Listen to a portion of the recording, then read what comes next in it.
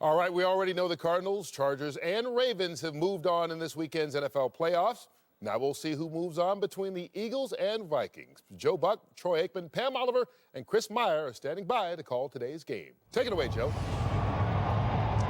All right, Kurt, thank you very much, and welcome to the end of Wild Card Weekend around the NFL. And now welcome to the Metrodome here in Minneapolis, and this matchup between the Minnesota Vikings, who won the NFC North, and they've won 7 of their last 9 games, taking on the Philadelphia Eagles, who needed everything to break their way on that final Sunday of the regular season. It all broke their way, and then they took apart the Dallas Cowboys.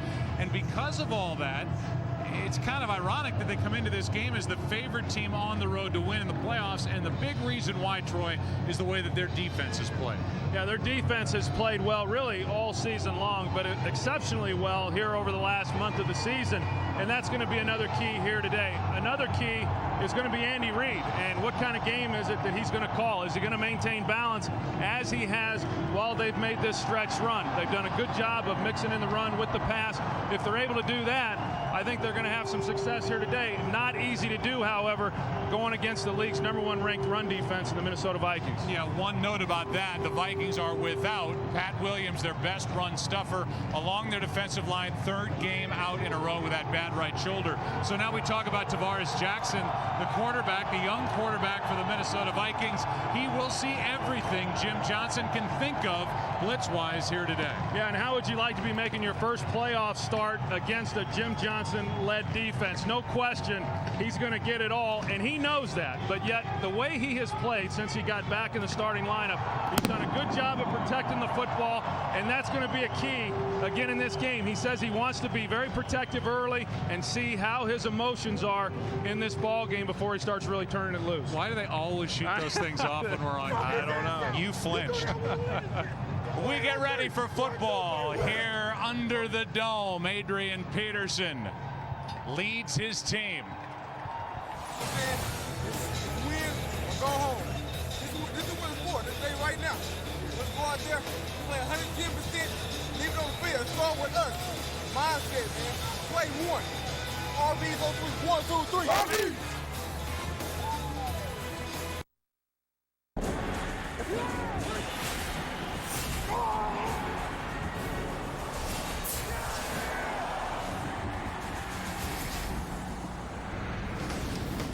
It is cold outside, 2 degrees, wind chill of 14 below, and the streets are empty. They're either under this dome or at home or someplace watching this game. It's the Eagles and the Vikings, and as always here in the postseason, we are thrilled to have not 1 but 2 sideline reporters, not just Chris Myers, but our own Pam Oliver. Pam. Well, Joe, coming back from the dead has given the Eagles new life. So says Brian Westbrook, who told me that Philly will try to challenge the Vikings in a number of different ways. Look for Westbrook to line up outside at wide receiver at times. He also says the Eagles will try to run more screen plays than they have been. Also, he says the main thing, though, is we have got to run the ball and challenge that defense. One other note, Greg Lewis injured in pregame warm-ups. Well, I saw him jogging out onto the field. Now for more on the Vikings, let's go over to Chris Myers. Pam, in pregame warm-ups, Tavares Jackson ran over to personally thank Donovan McNabb for a text message McNabb sent Jackson when he was benched back in week 2. Tavares said it helped him become a better leader. It encouraged him, and he was told when that big chance comes, be ready. He's ready for that chance now and said he wasn't nervous, not yet. Adrian Peterson, more annoyed that people are talking about his fumbles than his leading the league in rushing, held the ball tightly in practice all week and closer to his body. In fact, he carried the ball to and from meetings and to and from the building to get a better grip. Always with a good grip, Troy Aikman and Joe Buck. All right, Chris, thank you very much. And the Vikings won the toss. They deferred. The Eagles will start this game with the football. And it will be an early look at Donovan McNabb. The run game of the Eagles against this outstanding run defense of the Vikings. Glad you're with us. Here we go.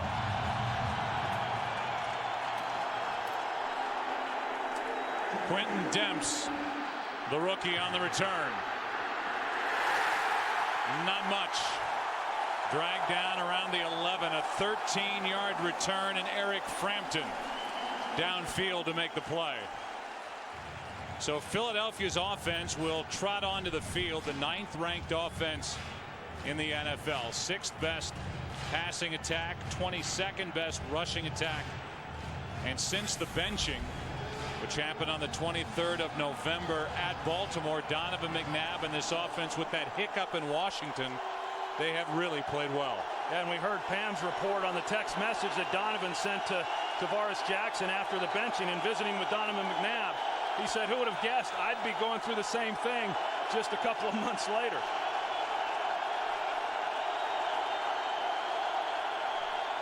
Starting in the shotgun, and the pass is out of the reach of Deshaun Jackson. Jackson was open, and Donovan McNabb threw way too high, incomplete, 2nd and 10. Brian Robinson making the start because Ray Edwards, the normal starter, is down with an injury, just comes untouched off the edge. You know, a lot of the quicker drops that the Eagles are going to employ, they're going to allow them to be blocked one-on-one on the outside, but that time Robinson had nobody blocking him. Handoff is to Westbrook, and he loses yardage. Ben Lieber made the play.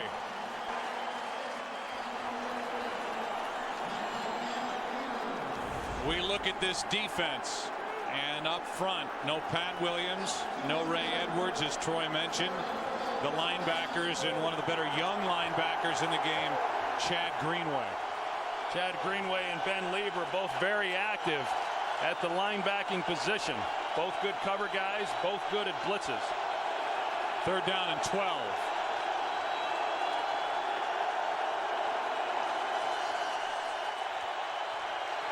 McNabb with time, with the completion to Kevin Curtis. And Curtis makes moves, takes it out to the 24-yard line, a 15-yard catch and then brief run on 3rd down and 12. Really good job by Kevin Curtis finding the hole in the zone. You're going to see he just releases vertical. It's a curl, but then he keeps moving to get into the window. He's able to get around Chad Greenway, who was in coverage in that zone area, and Donovan McNabb, with time to throw the football, is able to find him.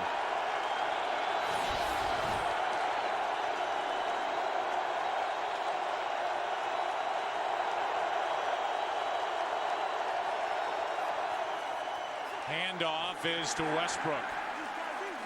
Greenway on the stop, a gain of 2. You know, it's going to be important for Philadelphia throughout this game to continue to try to run the football and hope that something breaks, but they can't give up on it too early. And as we all know, Andy Reid and offensive coordinator Marty Mornhinweg are inclined to do that. And trying to run the football against this Minnesota defense is a challenge, and it has been for every team that they face. The #1 run defense in the NFL for the 3rd consecutive year. Greg Lewis with a sprained ankle. He is in the game at 2nd and 8. McNabb down the middle for Greg Lewis, incomplete. And good coverage downfield. Darren Sharper was back there with the other safety, Madieu Williams. 3rd down and 8. You know, a lot of the questions coming into this ball game, if you're Philadelphia, is how are you going to block up front? How are you going to handle a guy like Jared Allen and Kevin Williams? Well, last week the Eagles faced the Dallas Cowboys and the NFL's leader in sacks in DeMarcus Ware, and did a pretty good job against him. They're treating Jared Allen just as they did last week with DeMarcus Ware.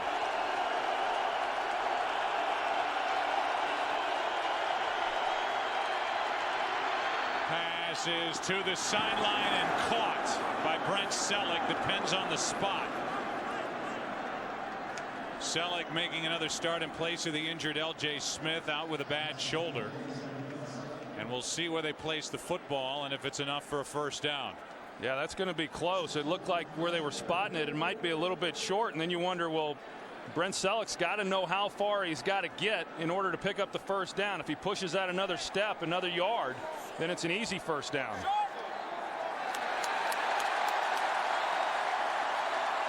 It's 4th down, and it's the punt team onto the field for Andy Reid.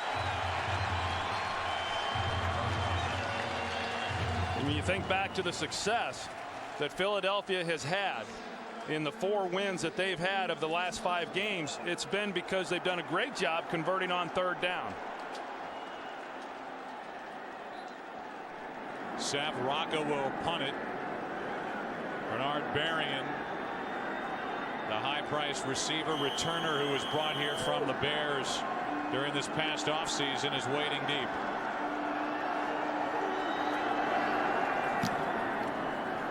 Good punt. Real good punt from back inside the 10. And only making it to the 10 is Bernard Berrien. A 58-yard punt by Sav Rocca. And the Minnesota offense will be on the field when we come back.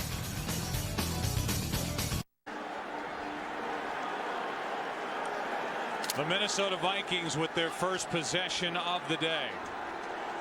And Tavares Jackson at quarterback, benched after the first 2 games. And just got it away. This one is incomplete.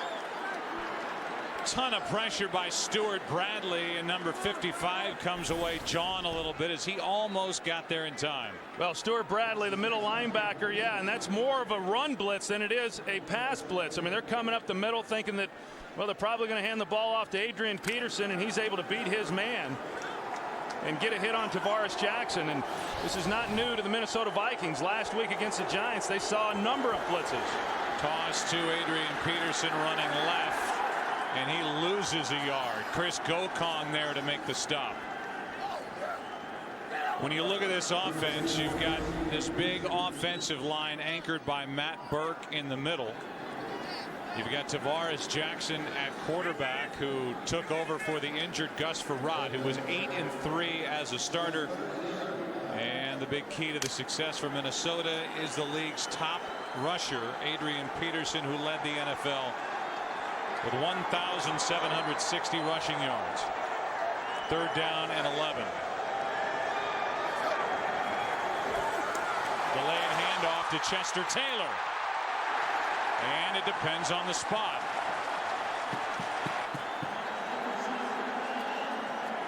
Chris Clemens made the tackle.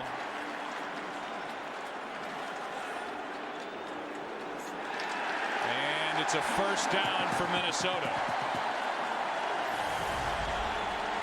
Let's take a look at this defense. They have a lot of rotation with their defensive line, fresh bodies all the time. And there was a big change at linebacker when Omar Gaither was sent to the bench and Akeem Jordan took over at weak side linebacker. Yeah, and then that defensive front, which you look at them, you say, wow, this is really an undersized group, but yet they've done a great job stopping the run all season long. Handoff is to Peterson, and Peterson was met by Trent Cole. But Trent Cole wasn't alone. You know, we talk so much about Jim Johnson. We talked about him all last week in that game against Dallas when Jim Johnson's defense just overwhelmed the Dallas offense. And then a lot's been made of Jim Johnson's quote that he has never felt better about his defense going into a postseason game and the way he feels about this group right now. And how would you feel good about that if you were Tavares Jackson or this offense when you hear Jim Johnson make that statement? 2nd and 11 out of the backfield. It's Chester Taylor. And Taylor is brought down by Jordan after a gain of 8.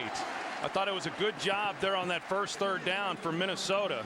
And Darrell Bevel, the offensive coordinator, not wanting to force anything. 3rd and long. Why put Tavares Jackson in a compromising position? Instead, they played conservative, really just trying to pick up some extra yardage for the punt team, and they end up getting the first down with Peterson.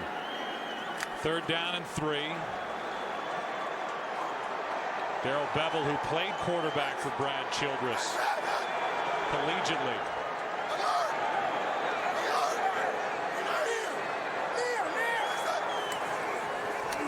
Off to Taylor. Chester Taylor makes it to the 30, and again it depends on the spot. Stuart Bradley and Trent Cole in there on the stop, and it looks like they've marked Chester Taylor short of the 30-yard line, and the punt team will come on for the Vikings. I think that's a pretty good series though overall for Minnesota. I know Brad Childress, in talking with him, he kept stressing, as he had throughout the week, to Tavares Jackson, it's okay to punt. And you could tell, very conservative there in the play calling. And that's okay. You never know how a young quarterback's going to come in these type of conditions and circumstances and what's at stake in a playoff game, and let the game come to him. And that's what they've done. But they were able to move the football at least a little bit, so they're able to regain field position after this punt. However, covering punts has been a problem for Brad Childress's team. They've allowed 4 punt return touchdowns this season, which is tied for the most all time. 59 Giants and the 92 Falcons. Kluwe punts it. Deshaun Jackson is waiting for it. Booming kick from just outside the 10. Jackson has room to run. The punter Kluwe is in his way. Jackson gets around Kluwe and is down inside the 30 as the punt coverage team struggles yet again. 62-yard return by Deshaun Jackson, just 6 yards shy of his season high, and the rookie puts the ball inside the Minnesota 30. Yeah, and so much for field position. You see, I mean, it looked like Minnesota had a chance there to make a play on him and bottle him up, but they just weren't able to do it. He's able to bounce back out to his right, and because of his speed, I mean, Deshaun Jackson is one of these guys with tremendous athletic ability. He's got tremendous speed, and he's able to outrun everybody up the right sideline. Both Buckhalter and Westbrook in the backfield with McNabb. And the handoff is to Westbrook, who pushes the pile to the 25, picked up 2. You know, so many times you get into a game like this, and you know, when you start really analyzing exactly what's going to happen or what's not going to happen, you focus on the offensive side of the ball or you focus on the defense. And a lot of times in these tight games, playoff type games, then the special teams ultimately is what kind of tilts the balance in one favor or the other. We saw that definitely on display last night with Cyphers of the San Diego Chargers and what he did against Indianapolis. 2nd and 8. Play action from McNabb. Allen doesn't get to him until now, and McNabb gets back to the line of scrimmage. Jared Allen, who was the big acquisition, the trade in April, was given a huge deal then after being traded here, and he rewarded the Vikings with 14.5 sacks. And he's just not able to quite get there, but he does put the pressure on McNabb, and then there's some help from others along the way. And you know, Jared Allen has brought some real toughness. Clearly he's brought a ton of emotion to this defense. What a pickup he was. McNabb lost half a yard on that scramble in the end, so it's a sack for Allen, and it's 3rd down and 9. A blitz, McNabb's in trouble. Penalty flag is down, and the pass is dropped by Avant. It's a hold against Philadelphia.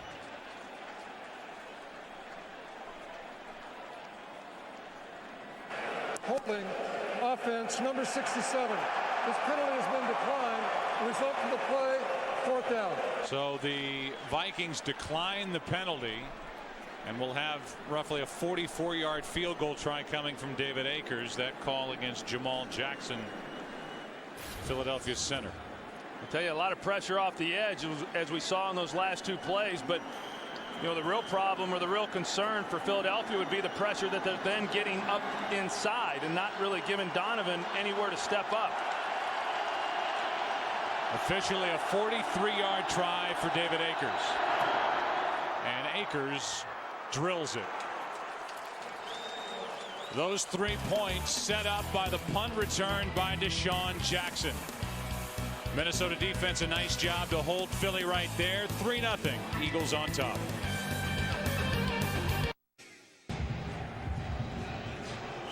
I'm sure there are a lot of Vikings fans wondering, Brad Childress maybe should have accepted that holding penalty on 3rd down and pushed the Eagles to the outer edge of field goal range and taken another shot at it on 3rd down. As it was, he declined it.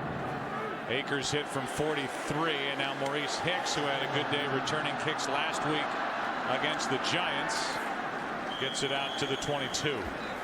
Hard to believe that with the temperatures outside, anybody at any part of the Twin Cities needs a fan on this Sunday, but they do on the Eagles bench. 3-0 Philly.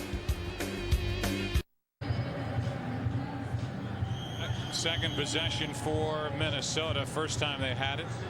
Went 19 yards, picked up 1 first down. Peterson carried it twice. Each carry was for -1 yard. Starting at their own 22. And the handoff is to Adrian Peterson, and so far he's not had much room to run.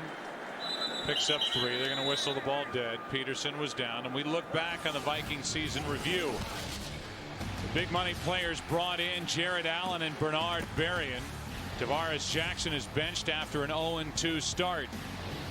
Then Gus Frerotte went to work. Part of his 8-3 winning record was that victory over Chicago.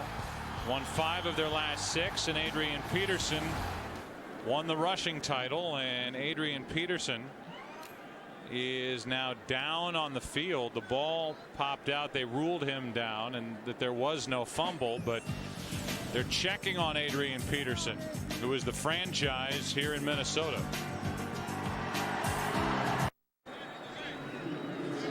Checking the head and neck of Adrian Peterson on the bench are the Vikings.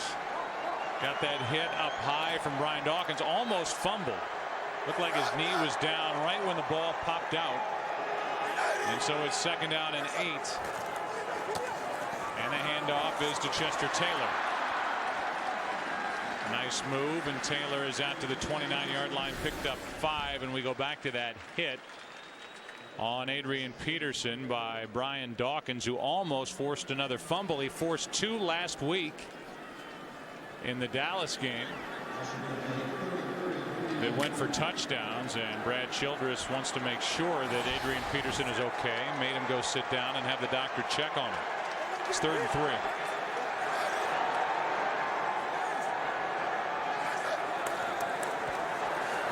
Jackson fires, and wide open is Bernard Berrien. Out to the 38, and another Minnesota first down.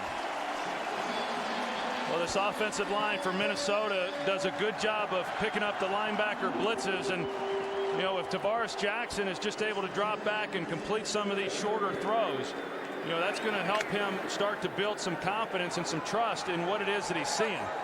You know, they like to stay out of the 3rd and longs, and so that Jim Johnson can't give the exotic looks that he's so known for.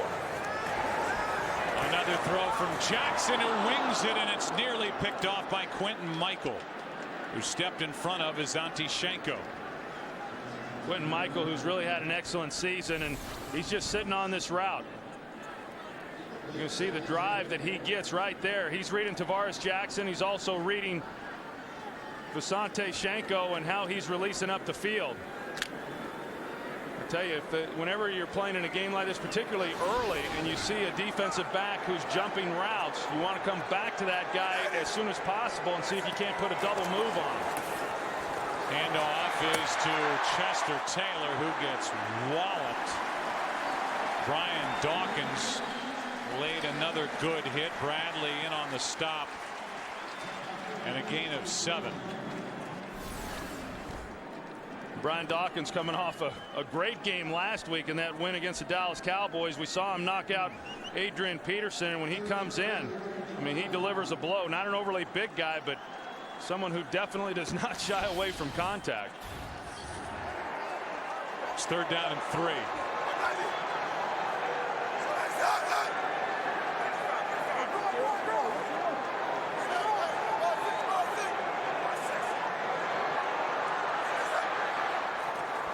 Just got it away. Jackson throws and completes. Bobby Wade. 11 yards and a Viking first down. Let's go down to the field and Chris Myers. Joe, Adrian Peterson is coming back in. The trainer looked in his eyes and they checked him for a concussion. He had a smack to the head and said his neck was twisted, but he was complaining about a sore back. When the trainer came over, and even Brad Childress, he said, "I'm okay to go." He's back in.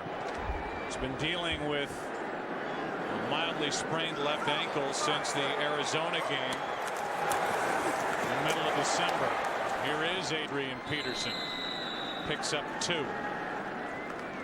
Second down and 8 coming. The FedEx Bowl Bash continues tomorrow on Fox with the Tostitos Fiesta Bowl and concludes on Thursday with the FedEx BCS National Championship game between Florida and Oklahoma. The FedEx Bowl Bash continues tomorrow only on Fox.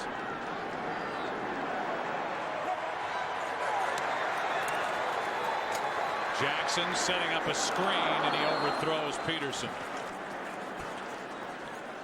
Go back to when we were showing the year in review here for the Minnesota Vikings and the benching of Tavares Jackson after the second game. And you know, in talking with him just the other day, he acknowledged that he just put a lot of pressure on himself coming into this season. And you know, all of the people that talked about what kind of year the Minnesota Vikings were going to have coming in, they said, well, this is a team that's capable of making it all the way to the Super Bowl, and it's all dependent on how well Tavares Jackson plays. And knowing that that was being said, he said he added a lot of pressure on himself, and that led to some of the struggles that he had during those first 2 weeks.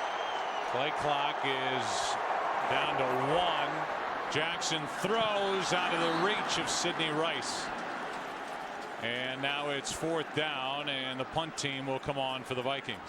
I tell you, I saw him before the game, though, Joe, and he was about as loose as you can imagine. You know, a quarterback who's making his first playoff start, and you always wonder, I think, as a coach, as to how a guy like him in only his second season is going to react. But I tell you, he was out there moving around and seemed to be about as calm as you could be for a big ball game.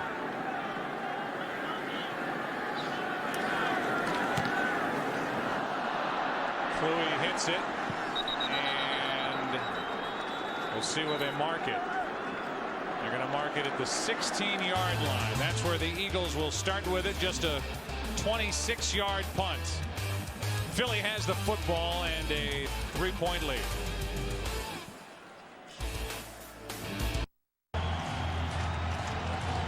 During the break, the officials got together. Tony Correnti, he's the referee. They mark it now at the 25-yard line. That was just a net of 17 yards on the punt.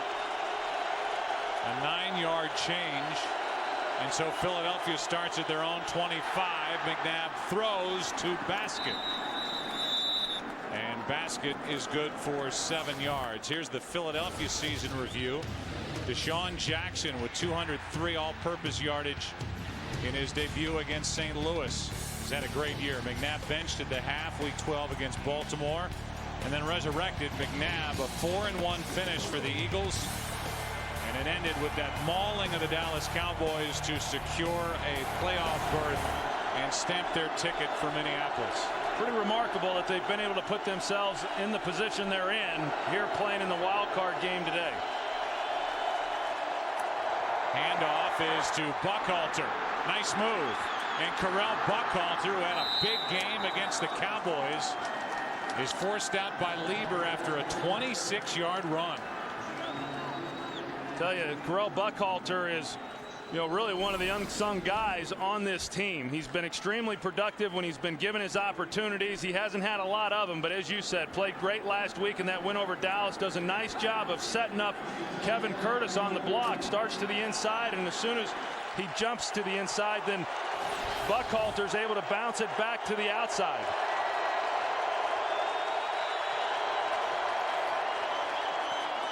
Handoff is to Buckhalter, and this time picks up a yard. Last 2 plays, Troy, they've lined Westbrook up wide to the outside. That last one he was in motion. It's almost like they're diverting attention. All eyes go to Westbrook, and they're willing then to hand it off to Correll Buckhalter. Yeah, I think a couple of things. One, Westbrook, regardless of where he lines up, is clearly a real threat. And then Buckhalter, because he has run the ball so effectively, put both those guys in the game, make them honor Westbrook as a wide receiver, but then give the ball to Buckhalter because of the success that he's had. Starts this one in the slot. On 2nd and 9, McNabb throws and completes Reggie Brown. Good for 8. Still short of a first down. So much has been made of the play selection, the play calling, and trying to keep defenses honest by sticking with the run. Pretty balanced here in the first quarter for the Eagles. Yeah, they're balanced with what they're doing.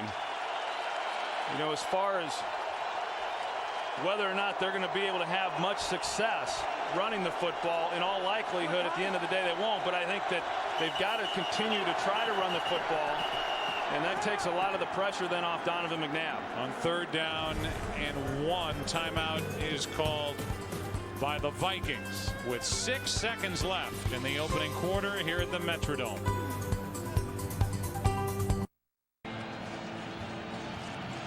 Ben Lieber, who's wearing the communication helmet and directing this defense, could not hear the call from the sideline.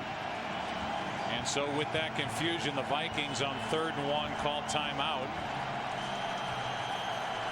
And Lieber was not getting the call from Leslie Frazier, who is on the list for a couple of different teams, it would seem, to interview for a head coaching position here in the next couple of weeks. 3rd and 1. A blitz out of the backfield. It was Westbrook off his hand, incomplete.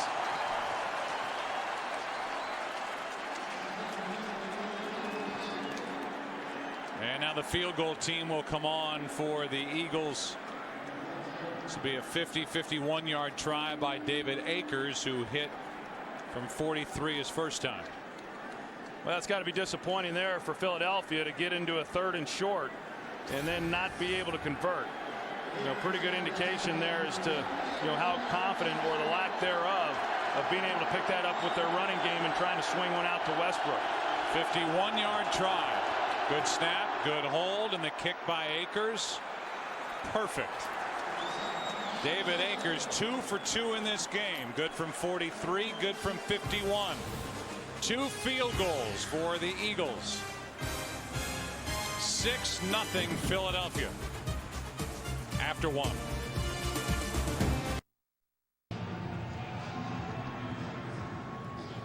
Philadelphia Eagles have been held to 2 field goals. Pretty good field position by that good Minnesota defense. And so a 6-0 game, and David Akers, who's coming off a record-setting year, drills it for Philadelphia with Maurice Hicks on the return.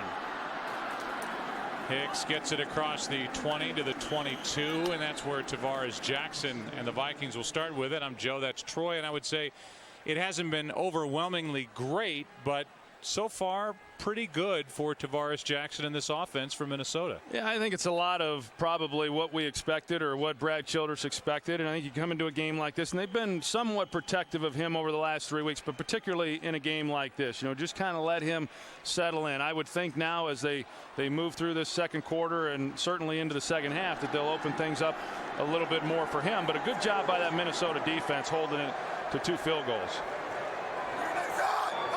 Vikings 3 of 5 on 3rd down, and Adrian Peterson, who hasn't done anything yet, no gain, but they're going to get 5 free yards against this Eagle defense.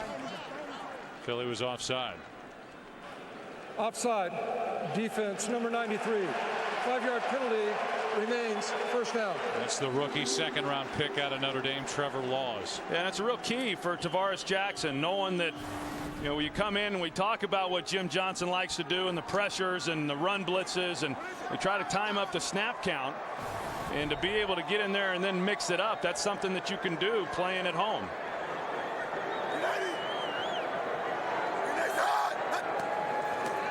First down and 5. Jackson in trouble, just throws it away in the direction of Kleinsaucer. Jaquay Parker with pressure in the face of Tavares Jackson.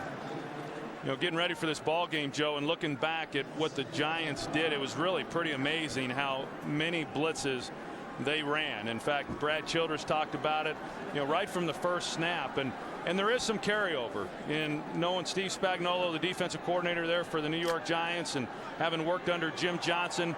But Jim Johnson is really, really good at always having 1 or 2 new wrinkles that this team hasn't seen before on film.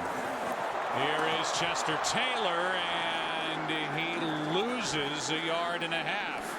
Quentin Michael, the outstanding young safety, is taking over as the starter, and he's had a Pro Bowl type year. He was the one to get in there and make that play. Yeah, in fact, Quentin Michael, he's the guy who really sets the table for everybody back there in the defensive secondary and makes all the calls.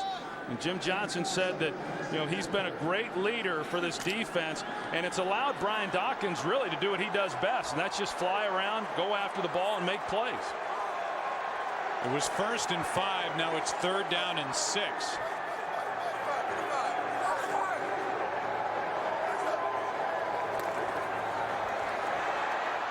Jackson steps up and throws, completes to Rice. And another conversion on 3rd down for the Vikings. Now 4 for 6 on 3rd down is Minnesota. And this is why I don't think you can ever underestimate the importance of quarterback play in a playoff game.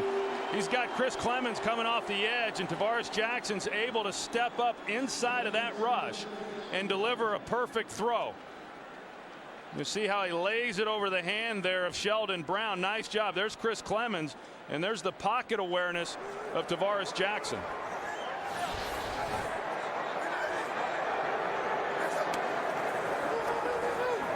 Jackson slings it. The pass is caught by Schenko. This is a Minnesota offense, Troy, that averaged 26, basically 26.5 points per game their last 11 games, which was the 5th highest total in the NFL. Tavares Jackson, a quarterback rating of 115.4 in December. That was the 3rd highest in the NFL. It's all kind of come together here offensively for Minnesota. Well, you can't argue with the way that he has played, and I think he's played a lot better than what he has gotten credit for. He's going to air it out downfield for Berrien, and this one incomplete. Dawkins was the closest one to it, and now it's 3rd and 3. You know, I thought it was interesting in talking with Jim Johnson about, you know, what the keys to this ball game were. You're going to see Bernard Berrien, and that's what the Vikings like to do. Once they get things going and then take the shot, nobody's caught more big balls this year than what Bernard Berrien has. But, you know, surprisingly, you'd think getting ready to stop this offense, you'd say, well, we got to shut down Adrian Peterson. Instead, Jim Johnson said, really the key for us is getting to Tavares Jackson. And then if we can do that, then secondly, we'll worry about Adrian Peterson. Jackson throws, and the pass is broken up by Sheldon Brown, and a penalty flag comes in. Andre Allison, the intended receiver, and a late flag was thrown for the coverage by Sheldon Brown. Pass interference, defense number 24. Automatic, 1st down. So now Minnesota gets conversion on 3rd down because of penalty, and this one's on Sheldon Brown. And Sheldon Brown, he's sitting on the route, and you can see he gets him to look like with his left arm and then turned him. You know, pretty good ball placement there by Tavares Jackson. I think it was a good call. Toss to Adrian Peterson. Eventually dragged down by Bradley, a gain of 6. Peterson has been able to do some amazing things in 2 years in the NFL. Over 3,100 rushing yards in his first 2 years in the league, and he has the 4th best total after 2 years in the history of the NFL. The problem is, like Chris Myers was talking about before kickoff, the fumbles is really the only chink in his armor. He has fumbled 9 times this year, 5 times during the month of December. Peterson picks up 2. And that is a problem. I mean, I know that, you know, as Chris Myers said, that Adrian Peterson isn't happy that he's had to talk more about that than he has the fact that he led the league in rushing this year. But, you know, there's not many coaches, I know, and having been in the league for quite a while myself, there's not many coaches in this league that will tolerate a running back that fumbles.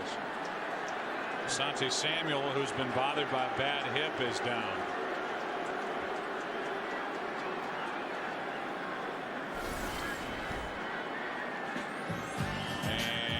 Doesn't look good at all. So they'll check on Samuel, and we'll take a break.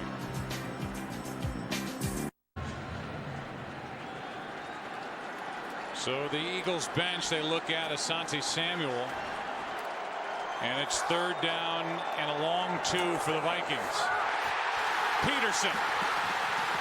Only Demps to beat. Touchdown.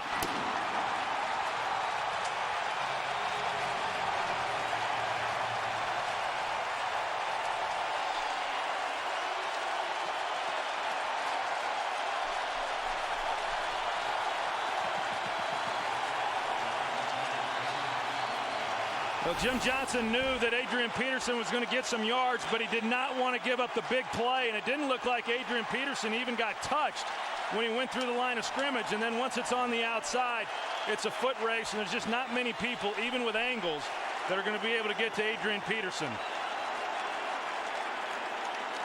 And so Adrian Peterson, who had only 10 yards on his first 6 carries, goes 40 for the touchdown.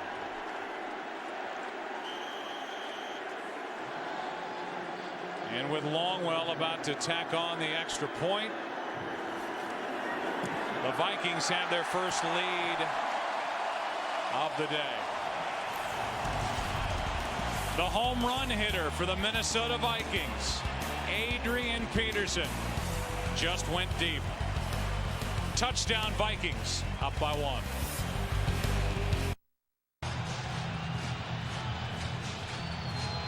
Seven to 6, the Vikings lead with 11:05 left in the half. Wild card weekend drawing to a close.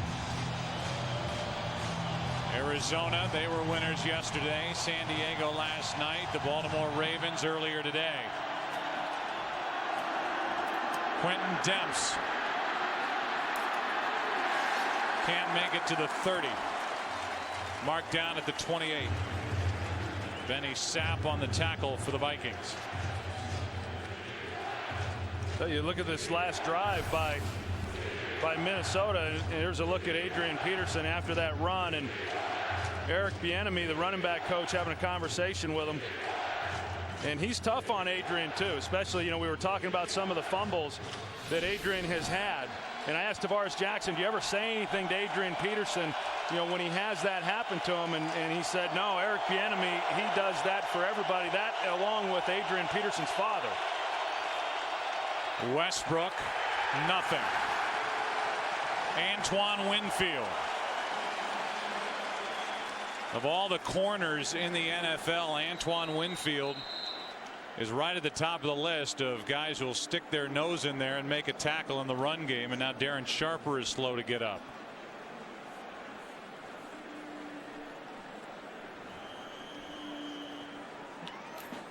The veteran strong safety cannot get to his feet. We'll take a break with 10:44 left in the half.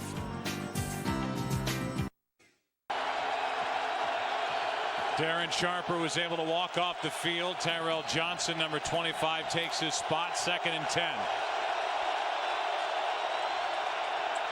Pass is into the gut of Kevin Curtis, and what a beautiful throw from McNabb and a first down. Gain of 11. Yeah, perfect throw by Donovan McNabb, because it looked like anywhere else, and they're not able to make this completion. Griffin in pretty good coverage, and Curtis is able to go down low for it. Because of the coverage, anything high or behind him, then an arm's going to be able to knock that ball down. Nice completion there by the Eagles. The Eagles have 3 first downs. Kevin Curtis has 2 of them. Pass is broken up. Intended for Deshaun Jackson, and Winfield made the play. Tell you, that was a little bit dangerous too. Winfield was right there in the area. It looked like he had a pretty good jump on that. You were talking about him a little bit earlier, Joe, and making the Pro Bowl and the first time, and how everybody else on his team celebrated that. You see him jumping the route there on Deshaun Jackson. But one of the really good players in this league for a long time, and one of the more complete defensive backs in the league. Someone who can cover and has big playability. And another timeout is taken by the Viking defense. They are left with 1, 2nd and 10 when we come back.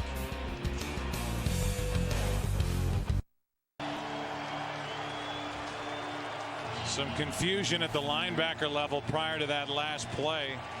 Lieber and Greenway And it was Ben Lieber who took the timeout. So 2nd and 10. Vikings have 1 timeout left in the half.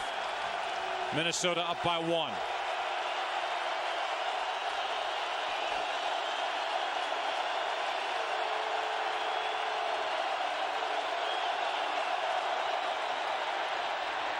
McNabb with all day. Finally throws and hits Avant. Catch is made, good for 5. 3rd down coming up. They're going to try to do a lot of different things to Jared Allen. They're on the outside with Jason Avant. You're going to see he's going to come down as well and get a little bit of a push there with Trey Thomas, and then along with Brent Selleck. I mean, basically 3 guys trying to slow him down as best they can, and then Avant continued across the field, and then he ultimately was the guy who caught the ball. Working on the ankle of Darren Sharper. It's 3rd down and 5 for the Eagles.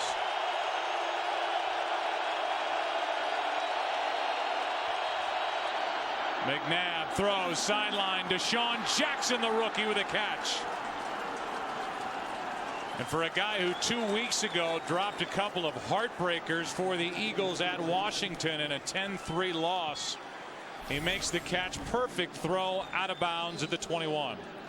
Yeah, you see Deshaun Jackson, he's able to get past McCauley. It looked like McCauley was expecting a little help there from the safety, and he doesn't get it. That's why he was in a trail position. The safety is supposed to be over the top, and that should never have been a throw that Donovan McNabb could fit in there. He did. Good for 34 yards. 1st down at the Minnesota 21. Back to the run game, and it's Westbrook, who to this point has not been much of a factor. That was good for 3 yards. This for Donovan McNabb is his first postseason game since Super Bowl 39 at Jacksonville. Threw 3 interceptions that day. Eagles did not make the playoffs in 05. Torn ACL kept him out of the playoffs in 06. Jeff Garcia was the quarterback of the Eagles then. Last year, Philadelphia did not make the postseason. So here he is, guiding the Eagles into the red zone for the first time today. 2nd and 7. Handoff to Westbrook. One of his better runs, 2 yards shy of a 1st down. Ben Lieber on the tackle for the Vikings. You know, I know Minnesota was disappointed that they weren't going to have Pat Williams. You know, they're in the middle. He missed the previous 2 games, the last 2 games of the regular season, and those were against Atlanta and the New York Giants. Against Atlanta, they did a pretty good job in shutting down the run. They struggled a little bit last week against the Giants. Right now, so the Eagles have had a little bit of success when they've run the ball. That last one, you know, they're inside where normally it's manned by Pat Williams. 3rd down and 2. A blitz. McNabb guns it, and the pass is incomplete. Kevin Curtis, the intended receiver, and back onto the field comes the field goal unit for the Eagles. Well, Kevin Curtis on the outside working against Griffin, and you know, slips, but I'm not so sure there was enough there anyway. Good play by Cedric Griffin, knowing that he had the end zone, the end line to protect him, and was able to position himself pretty well. And right now, this has been the difference, that the Eagles have had to settle for field goals when they've gotten down here and have been unable to have much success on 3rd downs. 31-yard try, and Philadelphia back on top. And not only is Akers 3 for 3, but he's had plenty of leg every time, and he's been right down the middle with all 3 tries. Next weekend, it's the divisional round of the playoffs across the NFL. Carolina Panthers will be involved. The New York Giants, the #1 seed, and we'll be on the air at Fox Saturday night and early on Sunday. And for the Arizona Cardinals, a win at home over the Atlanta Falcons. Kurt Warner, 271 yards, 2 touchdowns, an interception, and they dusted off Edgerrin James and let him do the job at running back, and he really paid off for the Cardinals. And Larry Fitzgerald, 6 catches in a 100-yard day. I think the Cardinals were finally able to put together an offensive game plan that Ken Wisenhunt has been hoping for now for the past couple of seasons. They came out in that game and they got Edgerrin James going early. It opened up some plays within the passing game. Good game there by Kurt Warner. Excellent game by Larry Fitzgerald. And I thought Todd Haley, their offensive coordinator, did a nice job mixing things up. If the Eagles win this game, they will be at the Giants. If the Vikings win this game, they will be at Carolina.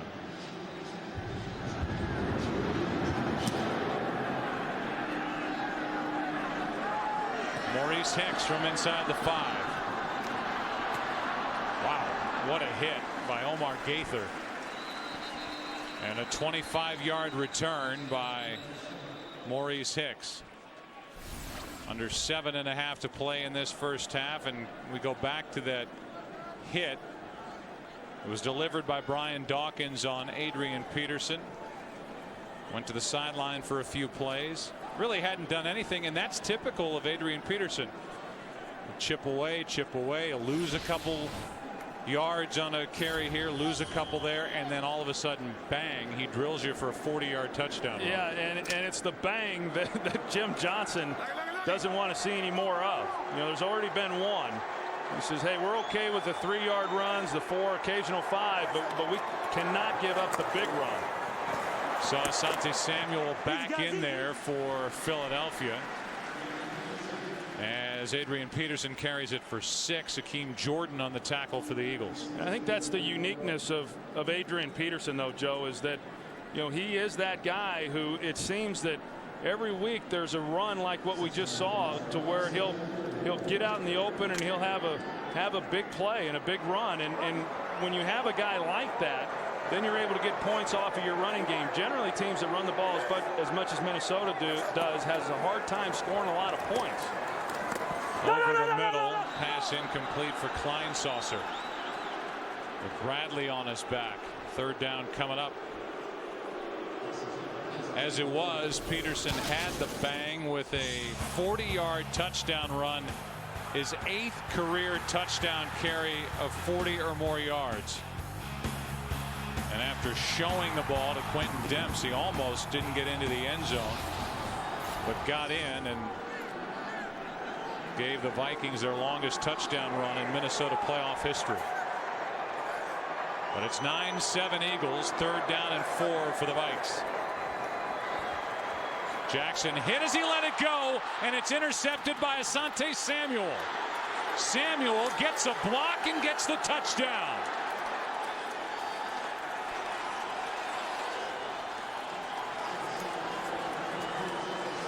The pass was intended for Sidney Rice. Tavares Jackson was hit as he let the ball go, and Asante Samuel, a Pro Bowler, the big free agent addition who had 4 picks during the regular season, stepped in front for the pick 6. Yeah, they get pressure in his face, and then he's trying to throw the out route, and Asante Samuel's cluing him the entire time and just jumps it. One, it's a ball that was thrown behind him, probably because of the pressure, and Chris Clemens just upends Tavares Jackson on the other end. Play, unsportsmanlike conduct against Philadelphia for excessive demonstration after the touchdown. This 15-yard penalty will be assessed on the kickoff. That for Asante Samuel is his 8th career interception for a touchdown. 4th during the postseason.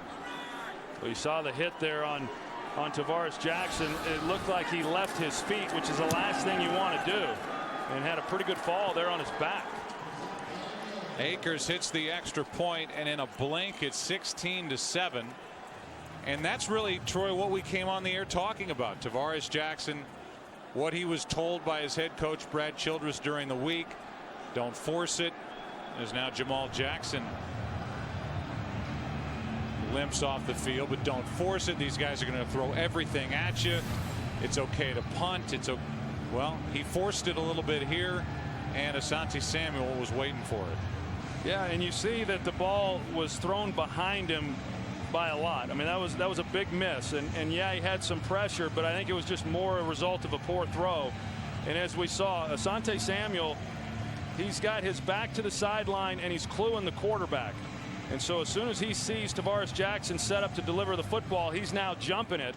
And right now, I think if you're Minnesota, we've seen now Philadelphia jump a few of these routes, and they've got to run some double moves. They got to get these defensive backs off of these receivers. Now, Sidney Rice is not a guy with great speed. Asante Samuel probably has looked at this and knows, so he wasn't threatened as he would be by a guy like Bernard Berrien. Before the game, talking to his head coach about his hip. Then we saw Asante Samuel go down, and the word was that he re-aggravated the hip injury, came back in, and he was good enough to get the interception and turn it into a quick touchdown. And that's why he was brought in. You know, I mean, you think back to last year, the one thing that the Eagles were unable to do is really create takeaways. And Asante Samuel was brought in because of his playmaking ability and just had a big one. Having a kickoff from the 15 after the penalty. Here is Hicks, and he gets to the 35. We would like to send our greetings out there to those who are watching this game overseas on the American Forces Network. We certainly appreciate all the sacrifices that all of you make for our country day after day. And Asante Samuel is back into the huddle, and the Philadelphia defense is back onto the field, and now Samuel heads out. When they take Samuel out, the Eagles have been going to 3 safeties, where they have Quentin Demps come in to join Quentin Michael and Brian Dawkins. On first down, the handoff is to Peterson, and Peterson is swallowed up, loses a yard. And the reason that they did on that last defensive play is because Minnesota then went to 2 tight ends and 1 wide receiver. So you're able to, that's what Jim Johnson does. At one time, he would put Sheldon Brown in as the safety and still stick with 3 defensive backs. But, you know, now because they've gotten such good play, you know, from their safeties, they'll take a corner out. And when they take Asante Samuel out, that gives you a great idea as to what Jim Johnson thinks of these safeties. Second down and 11. The handoff is to Peterson. Ran into a wall of bodies and then bounces it outside. Picks up 5. Third down coming up. Bunkley on the tackle for Philadelphia. You know, Minnesota through this first half has been really good on third down. And, you know, the interception for a touchdown that we just saw, you think back to last week with the interception into the end zone against the Giants. And now you say, okay, well, how's Tavares Jackson going to react to that? I thought in the possession that they had when they went down and scored the touchdown, it seemed that he was really settling in and making some good decisions and making some good throws. And now he's going to have to find that comfort zone again off of a very bad play. On third down, the pass is caught by Berrien. Gets away from Sheldon Brown, and he's got a first down for the Vikings at the Philadelphia 31. A laser throw from Tavares Jackson, good for 27 yards. And good coverage by Sheldon Brown. You're going to see that Bernard Berrien just wrestles him for this ball, and a ball that was put on him, and a good catch by Bernard Berrien. You know, I said it before, but you know, so many times when you think of Bernard Berrien and his big play ability, it takes away from really what he is about as a receiver. He's a very good route runner, and as we saw, a nice job competing for the football. Handoff is to Peterson, and Peterson gets back to the line of scrimmage. First guy there was Quentin Michael. You know, pretty remarkable right now in the success that Minnesota has had, you know, on third downs. And one of the reasons why Philadelphia has been so good and has been as dominant as they have been on both sides of the ball has been because their defense has stopped people on third down and their offense has converted. But neither side has been good today. 6 for 9 on third downs are the Vikings. Philadelphia defensively on third down is allowing 32% conversions, which was the second best mark in the NFL, as Bobby Wade makes the catch, and Wade has enough for a Minnesota first down. Well, I like what I'm seeing right now from Tavares Jackson. I mean, he's very poised, obviously upset about the interception, but he comes right back on this series and has made some very nice throw. Bobby Wade doing a good job of finding the zone there, and Tavares Jackson putting the ball on him. This is a nice possession right now for Minnesota. Handoff is to Chester Taylor. Taylor picks up 8. Stuart Bradley on the tackle, and the Vikings are answering the defensive touchdown turned in by Asante Samuel. And I think Minnesota is very fortunate to have a guy like Chester Taylor, you know, to come in and spell Adrian Peterson from time to time. A guy who a couple of years ago had 1,200 yards rushing, could really start for a lot of teams around the league.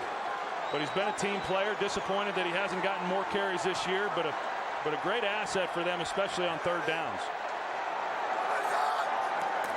Second down and 2. Handoff is to Taylor. Sets up first and goal at the 6.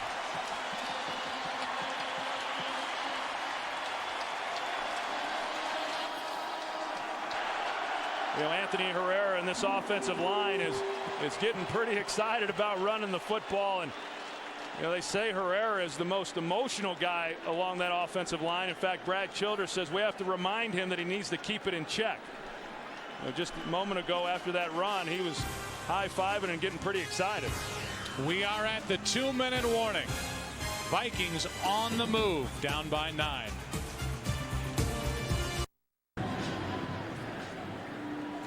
A couple things have happened for the Vikings in this first half. Leslie Frazier defensively has called a very good game.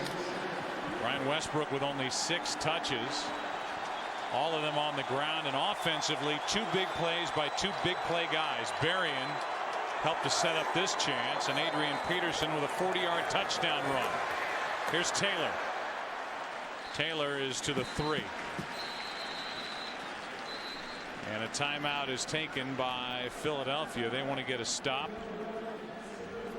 or at the very least leave some time on the clock to get something done before the end of the half. How about last night and what's happened with the San Diego Chargers? They were dead in the water 5 weeks ago. They've gone on this tear. Norv Turner is head coach with San Diego, 12-1 between December and January.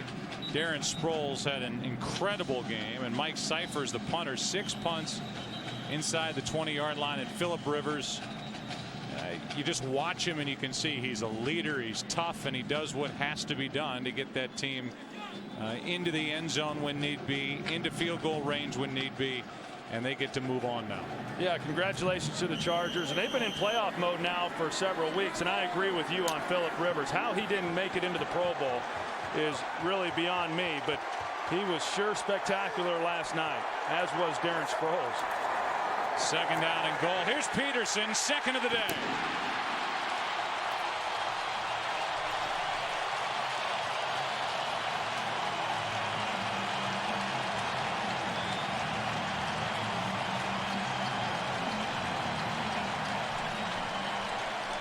What an impressive drive put together by the Vikings after the interception for the touchdown. Down the field, into the end zone. 9 plays, 64 yards, and 4:43 off the clock. And down by 2. Well, it's off tackle to the left side. That's the strength of this offensive line behind Steve Hutchinson, Bryant McKinney, and then you add to that Jim Kleinsasser there at the tight end position, and you see he's able to push his guy out and create a pretty good lane there for Adrian Peterson. This offensive line doing a good job here in this first half, running the football against a defensive unit that's been pretty stingy all season long. Adrian Peterson, 12 carries, 66 yards, 2 touchdowns, averaging 5.5 yards per carry. First Viking to win the NFL rushing title. Outrushed single-handedly the entire Philadelphia Eagles team. You see that bottom note, that's their other big play guy, Berrien, the 27-yard catch to help set it up. Now the Eagles, with 2 timeouts left, will have a chance to get the ball down the field and make something happen on offense. Saw Andy Reid in his 10th year with the Eagles, 7th time he's been in the playoffs. Andy Reid has never lost a playoff opener, 6 for 6. 5 divisional titles, had the streak of 4 straight championship games, got to the Super Bowl in 04, has yet to win the big one. They fake a reverse, and Demps makes it to the 25. That's it. Frampton made that last tackle. Tavares Jackson threw the interception. Asante Samuel took it back for the touchdown, but then Troy This has to make Brad Childress feel good. Tavares Jackson turned right around and led his team down the field and into the end zone. And that's what you want to see from your young quarterback when something goes bad. How does he respond to adversity? How does he come back, get in that huddle, look at the other 10 guys, knowing that he was the one who made the poor throw that led to the touchdown for Philadelphia? How does he respond? Well, he responded awfully well. Last 3 Eagle possessions have ended in David Aker field goals. And here's Avant with a catch and room to run. Picks up 13. We go down to the field and Chris Myers. Joe, McNabb may be taking advantage of no Darren Sharper. The veteran safety had injured his ankle, tried to come back in for a play, and then came back. They wrapped his ankle, put on a different shoe in great pain. He limped to the locker room. I'm about as much a doctor as Dr. Phil, but I would say he's questionable for the rest of the game considering the pain he's in. Active leader in career interceptions, not in the lineup for the Vikings. First down Philly. 1:40 left. And the running game, at least when it's been in the hands of Brian Westbrook, hasn't done much. Buckhalter with a couple of good runs. Westbrook no gain and a timeout taken by the Eagles. Their second timeout with 1:34 left. Coming up on the Visa halftime report, Kurt, Terry, Howie, Michael, and Jimmy will have highlights from this wild card weekend. And the Fox Sports Ticker will keep you updated with up to the second stats. David Akers, just so you know, during the pregame warmups was hitting from 60 yards, which means that if you want to talk about a 60-yarder, that means getting the ball to the Minnesota 42.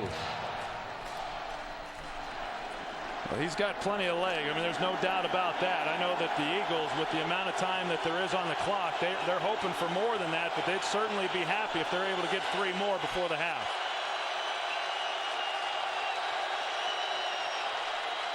A blitz over the middle. Selleck, the tight end. And Selleck is a yard short of a first down. You got Benny Sapp a little slow getting back to the defensive side of the ball. The Vikings brought blitz. McNabb sees it and is able to get the hole in the defense. The Vikings were not set defensively. Here is a pass intercepted by Griffin. I don't understand that play call. 3rd down and 1. The defense was really not set for the Vikings, and the Eagles air it out for Kevin Curtis, and Cedric Griffin comes down with the interception. Yeah, Cedric Griffin, he was playing wide receiver on that. You see that he was in perfect position to make the play. Kevin Curtis was in the trail position and just never could get up on top. You know, I agree. I mean, they were a little confused defensively with Sapp being injured and then trying to get back to his side of the ball, and it looked like they could have handed it off, or McNabb might have been able to even sneak it for a first down. It was 3rd and short. Instead, he tries to take one down the field, and Cedric Griffin there to make a play. So now the Vikings get it with 1:10 remaining. 1 timeout left, and they will start their own 13. Handoff is to Chester Taylor. Taylor no gain. Chris Gokong on the stop, and the crowd a little restless with that play call. Yeah, yeah, well, you know, that's easy for the fans to get upset, but I think right now with where the Vikings are, you know, inside the 20-yard line, and with just 1 timeout and 45 seconds and counting down, I think that Brad Childress is smart. Now they may try a screen or something here to see if maybe they can get one big play to put them in position. Quick setup and throw, and the pass is behind Bobby Wade. Well, now it's 3rd down and 10, and if the Eagles can get a stop here, if it's an incomplete pass or if they have to burn a timeout, they may have a chance to get something done again here before the half. Yeah, and I would be shocked if Brad Childress doesn't run the ball here. And if they weren't going to really try to go for it, they should have run the play each down, and they would have exhausted Philadelphia's timeouts, and they would have been able to run out the clock. So now they do run it. It's Chester Taylor, and timeout taken by Philadelphia. The crowd here is booing. And you're right. I mean, the 2nd down play doesn't make any sense. If you're willing to just sit on it, be down by 2 at the half, why did they throw the ball on 2nd down, Now, by leaving a timeout, Philadelphia will at least get a chance to do something before the end of the half. Yeah, and you can see by the discussion there that Brad Childress is having that, I think he acknowledges that that was a mistake. If you run it there on first down and you don't get anything out of it, then you better run it on second down and third down, considering Philadelphia, could run out of timeouts and then you could run out the clock. Instead, Philadelphia is going to get the ball and still have some time. And add to that, this is a Vikings team that we've already talked about is the worst punt cover team in the NFL. Deshaun Jackson has a 62-yard punt return in this game, so they'll be tested here. Kluwe hits it. Jackson on the return.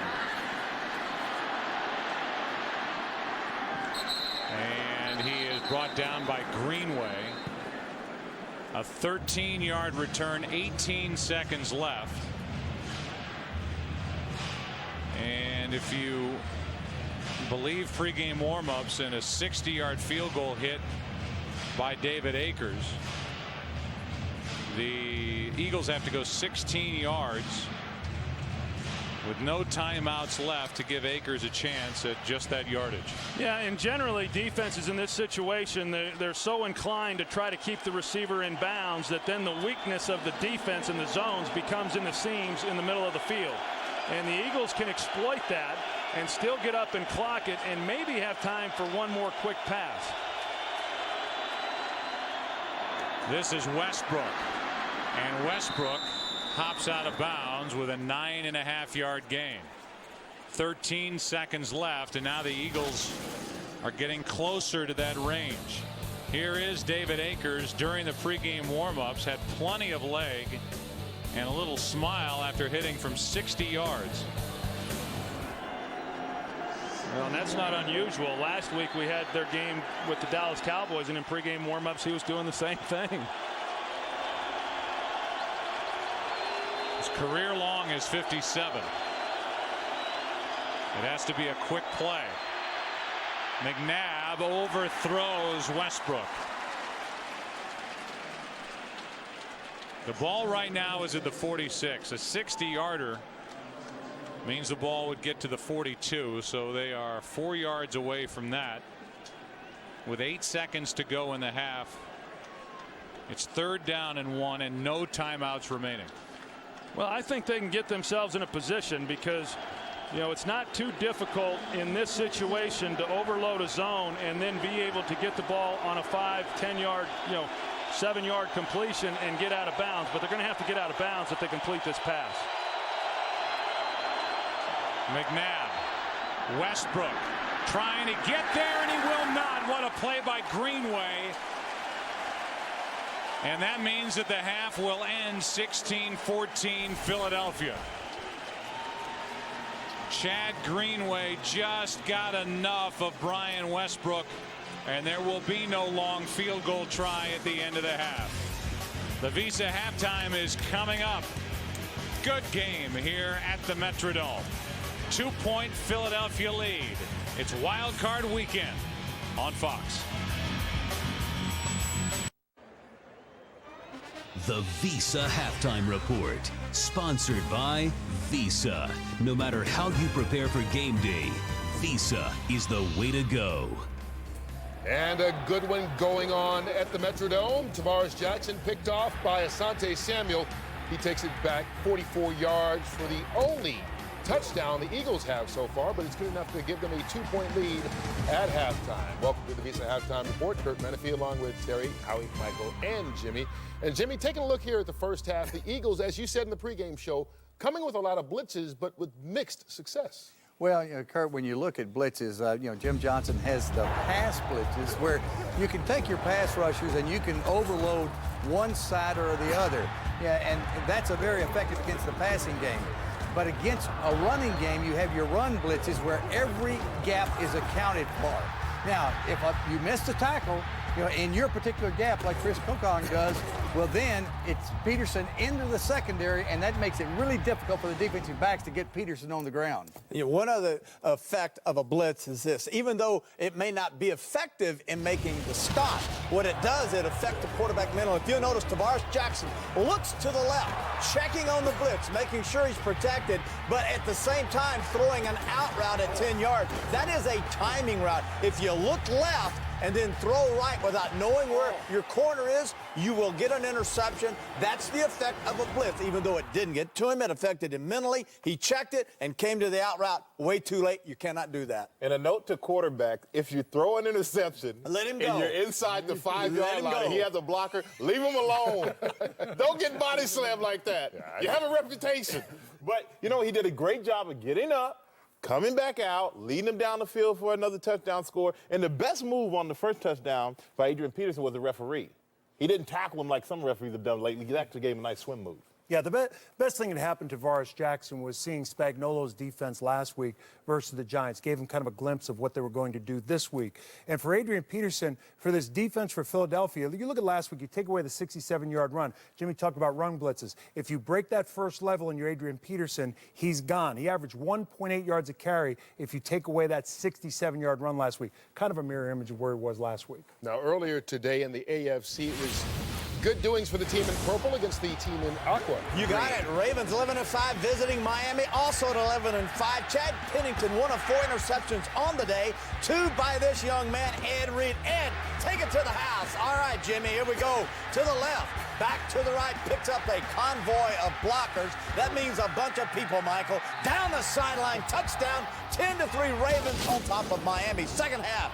Flacco, one of the things we've seen this year is the poise of young quarterback Matt Ryan of Atlanta, Joe Flacco of the Raiders. That is a quarterback draw, touchdown, 27-9. Ravens next week. Where do they go? They go to Tennessee to face the Titans, and what a game it was for this Ravens defense. They have 5 turnovers against the Dolphin offense that had 13 all season long. Well, yeah, I certainly didn't expect for it to end this way. My whole vision was to move on to next week. It's been a special year, and that's why it hurts so much, because you wanted to keep it going. You wanted to keep it going and see how far you could take it and be a really special story. I mean, it was a complete victory. All 3 phases. Our special teams, I thought, dominated the game. Offensively, we were able to run the ball. We almost got a couple big shots. And defensively, we came up with plays when we had to. Is this a championship defense? Can you go to the next step and the following step, Terrell? I guess only time will tell. We got to see. We got probably the biggest game of our life, the biggest game of my career next week. Our guys did a great job, really disciplined, staying to what we believe in, what we've been coached to do, and they made plays, and it's always fun to watch Ed Reed return them. Ed, can this defense carry you to another championship? I mean, this team can carry us to a championship, but it's one game at a time. In Tennessee, we're on our way. Okay. Thank you very much, Ed. All right, Kurt, back to you. All right, thanks a lot there, Baldy. And Baltimore plays at Tennessee on Saturday. The Sunday AFC matchup, San Diego at Pittsburgh. We're still trying to figure out the NFC matchups next weekend. It will be determined by the second half of this game. So what do you expect from this one, Michael? Well, I think Minnesota's going to do what they've done. They're going to stick to their strength. They're going to run the ball. At this point, the game is close. Their defense has done a great job. Philadelphia hasn't had any success. 3 field goals, that's about it, except for the touchdown on the turnover. Just keep the game close. Don't throw another pick. Don't let their defense score. And I think that Minnesota feels like if they can do that, they should win this game. Philly finished drives during the season, 63 trips in the red zone, took away just a little over 4 points on an average out of those 63 points. That's number 22 in the league. Finished drives. Their inability to pound the football, their lack of a big receiver in the red zone hurts them. Well, the Minnesota Vikings found a good way to finish a drive. Just hand it off to Adrian Peterson. He's got 2 touchdowns in this game so far, the prettiest. This 40-yarder, and they're right there in it. It's 16-14 at halftime. Second half comes your way right after this on the Visa Halftime. The Minnesota Vikings will start this second half with the football. And Adrian Peterson is getting set to go. David Akers will kick it away. And Maurice Hicks is waiting deep for Minnesota. We know the matchups in the AFC next weekend. Baltimore at Tennessee, San Diego at Pittsburgh. If the Vikings win this game, they will be at Carolina. If the Eagles win this game, they will be at a longtime divisional rival, New York Giants.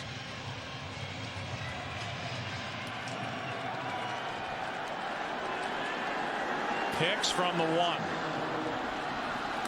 Oh, what a good play downfield. And that play was made by Kyle Eckel, a 14-yard return, and we go down to the field and Pam Oliver. Well, Joe, Andy Reid very specific about what he wants done in the second half. He said, first of all, our offense has to sustain some of its drives, and it says red zone-wise, we've got to come away with touchdowns. Defensively, he also said that third down conversion issues that they're having against the Vikings, that's got to improve it. As a matter of fact, he said we need to improve on every down. Asante Samuel, he went in early for some treatment. He is good to go, but it's bound to be an issue for him all day. Back to you. All right, Pam, thank you. It's first down from the 15 and play action from Jackson. He dumps it off to Kleinsasser. And a nice play to start this second half of 16 yards for the Vikings down to Chris Myers. Joe, that's exactly what Brad Childress said he wanted to do at the half. He wanted to move the pocket a lot more for Tavares Jackson, because even though they did okay on third down, he wants better yardage on first down. Even Tavares running the ball wouldn't be a bad thing. Thumbs down on Darren Sharper. He is questionable, their veteran leader in the secondary, with an ankle injury. All right, Chris.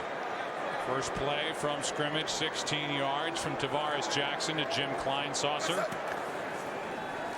And the handoff is to Adrian Peterson. Tries the left side. Bunkley got in there first. No gain. Mike Patterson eventually on the tackle. You know, I think if you look at Philadelphia defensively there in that first half and the job that they did is in terms of stopping the run, you know, you could argue that, well, they did pretty well with the exception of a couple runs, but that, as we talked about a little bit earlier, Joe, that really in essence is what this Minnesota team is about. I mean, yeah, you can corral them, you can hold them to 2 or 3 yards, but then you get the 40-yard run like we saw from Adrian Peterson and the good run there by Chester Taylor. Here's the toss to Peterson over the right side. A gain of 2. Stuart Bradley, very good young middle linebacker in his second year out of Nebraska, laid the big hit on Adrian Peterson. He's really had a good year for this team, and you know, last year he got his opportunity. He made the most of it. They knew coming into camp that they were going to move Omar Gaither then to the weak side and make him the starter. And Jim Johnson couldn't be happier with the job that he has done. Thinks he's going to be a real superstar in this league. And as well as he has played this year, he's going to get a lot better in the years to come. Third down and 8. Pressure on Jackson. Kleinsasser underneath. Another big play to Kleinsasser into Philadelphia territory. 17 yards brought down by Akeem Jordan. I'll tell you, Darrell Bevell, the offensive coordinator for the Vikings, really doing a good job of mixing it up. We heard Brad Childress say that he wanted to move the pocket a little bit. They've done that. Now they come back with a screen pass.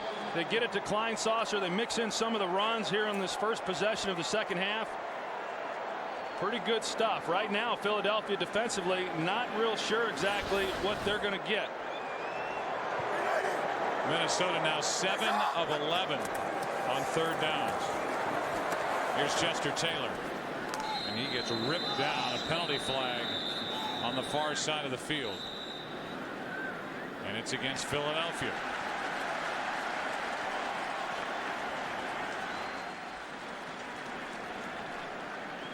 They get Trent Cole.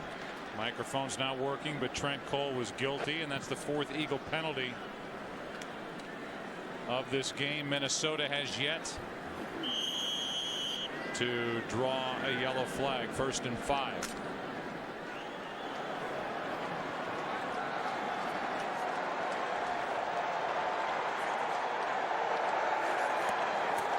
A blitz. Peterson. And a good play by Mike Patterson. No gain. Yeah, those long runs that we saw from Minnesota, you know, a lot of the run blitzes as we saw there, and you know, then it's a matter of gap control, and that's what happened. They just get out of their gaps, and as we know, I mean, it doesn't take much for Adrian Peterson. You get one defender making a wrong move, and he can take it to the house.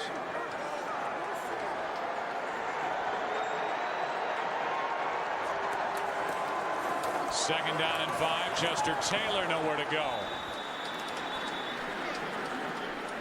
A loss of about half a yard on the play, so now third down.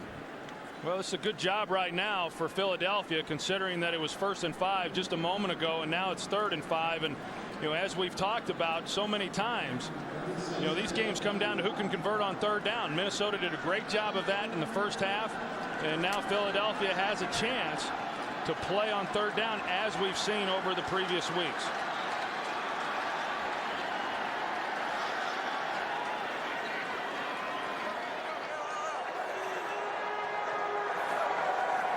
Coming on a blitz, and the ball is knocked out. Tavares Jackson able to get back on top of it. Brian Dawkins coming on a blitz, got his hand in there and knocked it out of the right hand of Tavares Jackson. A loss of 12 on the play, and it's 4th down. It's amazing how many times we see this from Brian Dawkins when he comes in on the blitz. I mean, he really is trying to go for the arm with the ball, and he has a chance to knock it out, and a good job by Tavares Jackson being able to get back on it. So the punt from Kluwe. Deshaun Jackson from inside the 10. Well covered by the Minnesota Vikings. Then he sapped the first guy there, and now they're going to throw a late flag. Just a 4-yard return by Deshaun Jackson after a 47-yard punt. Holding receiving team number 37. This penalty will be assessed half the distance to the goal. First down. That's Sean Considine, who was guilty of a hold. Good play on third down by Brian Dawkins. Nothing new. He does it week after week. Knocked it out of the hand of Tavares Jackson and forced the punt. Andy Reid's offense, their worst starting field position of the day, just inside their own 5 after the hold called against Considine. McNabb throws short of Matt Schobel. And here is the penalty that backed up the Eagles. Yeah, they call Sean Considine on a hold against Vinny Churchill, and I don't see anything there. It looked like Churchill just kind of lost his balance and went down. But that was a big penalty, and that's why they're backed up right now inside the 5-yard line. 2nd and 10. You got to be real careful if you're Donovan on that last play. They bring pressure, and you obviously can't afford a sack back in the end zone. If you're going to throw, you got to get it out. Hand off to Westbrook, and there's nothing there. A loss of 1. Robinson made the play. We talked about it a little bit earlier. Robinson coming in and making the start for Ray Edwards, and a guy who was projected as the starter coming into the season prior to the trade for Jared Allen. But a nice guy to have when you've got Jared Allen, who's been banged up for a good part of the season, and then with Ray Edwards coming down, that he's able to step in, and he's played well today.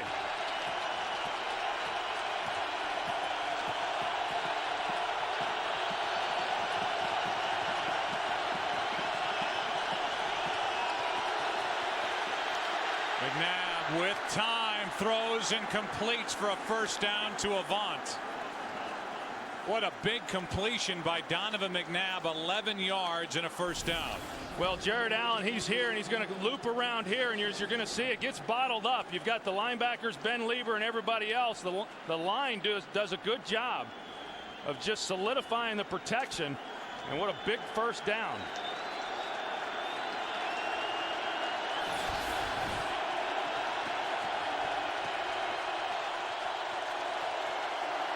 McNabb stumbled, getting it back into the arms of Westbrook. Picks up 2. Tyrell Johnson, who has taken over for Darren Sharper, in to make the stop. Well, this interior group for Minnesota has been pretty solid. We know that Pat Williams is not playing, but Fred Evans has gotten his opportunity to come in, and he's held up well. Terrell Buckhalter had a nice run, but other than that one run that Buckhalter has had, they've struggled running the football.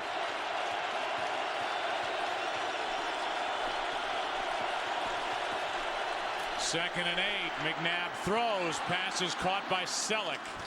Brought down by Winfield out across the 30. A gain of 12 and another first down. Donovan McNabb against Minnesota in his career, including the playoffs, is 4-0. 8 touchdowns compared to no interceptions, and he has made 2 big throws on this first possession of the second half. You know, the Vikings have brought Napoleon Harris quite a bit on the blitz, and more times than not when he has come, he's been able to get pressure on McNabb.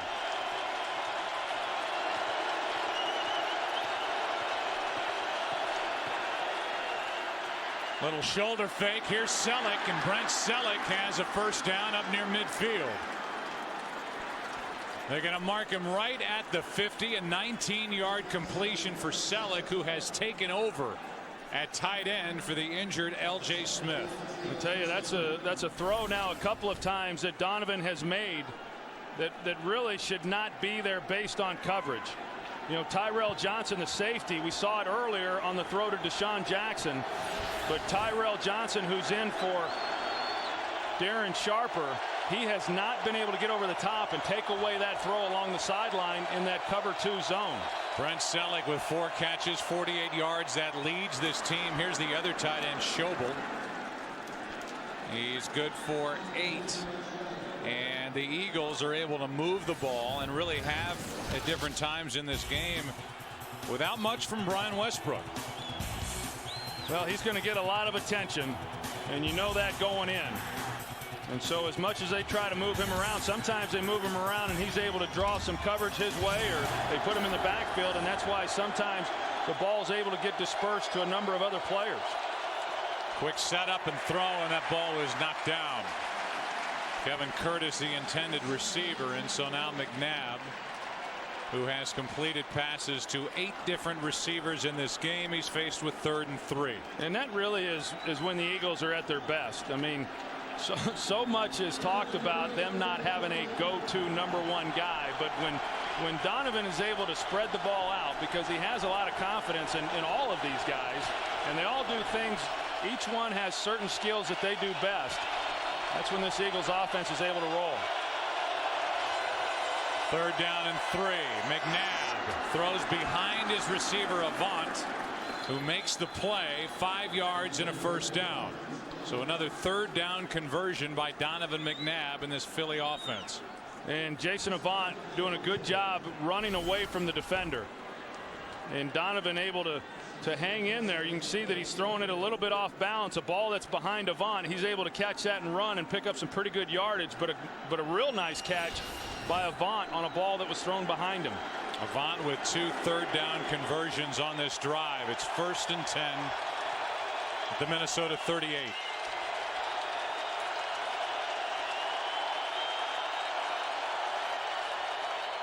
They do reverse it to Deshaun Jackson. Well played by Jared Allen. A gain of only 2.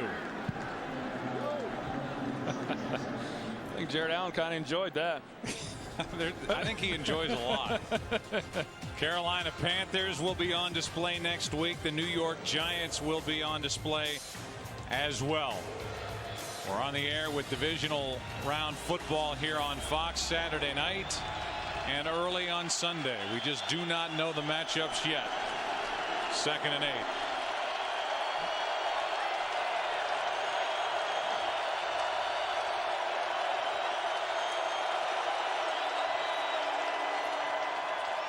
Handoff is to Westbrook. There is nowhere to go. Cedric Griffin made the play.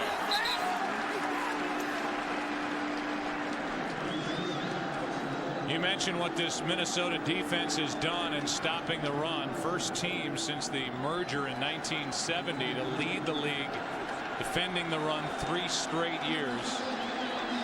They average allowing just under 77 yards per game, and Leslie Frazier has done a terrific job directing this defense.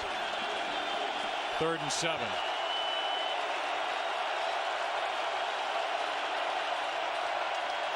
McNabb runs out of time, and the pass is incomplete.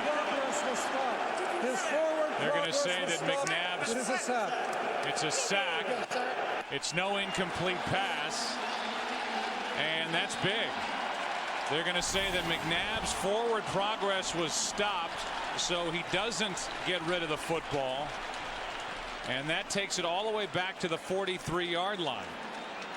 And that was Chad Greenway and Napoleon Harris on the linebacker blitz, and they've had success with that move. Napoleon Harris, the free guy, and was able to get enough, and it warranted the official calling it a sack. It's a loss of 8, and it took Philadelphia out of field goal range. Bobby Wade with a fair catch at the 10. So because this was a sack and not an incomplete pass, a loss of 8, no field goal try, still a 2-point game.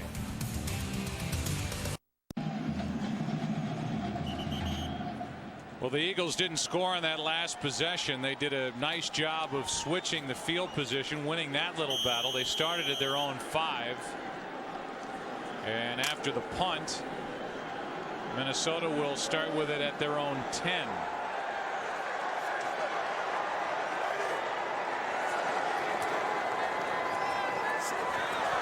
Handoff is to Taylor.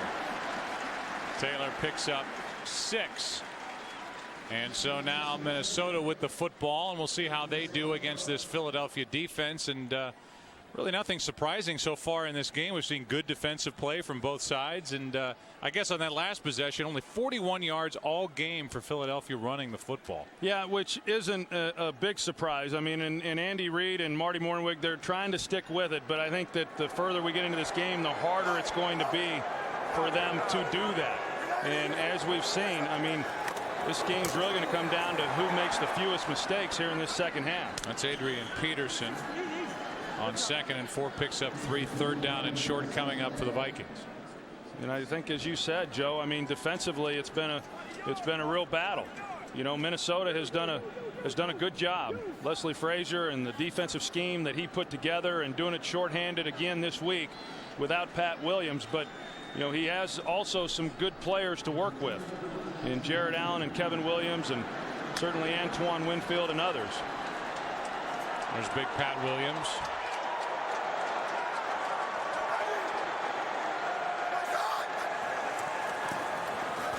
Handoff is to Peterson, and Adrian Peterson is brought down by Gokong.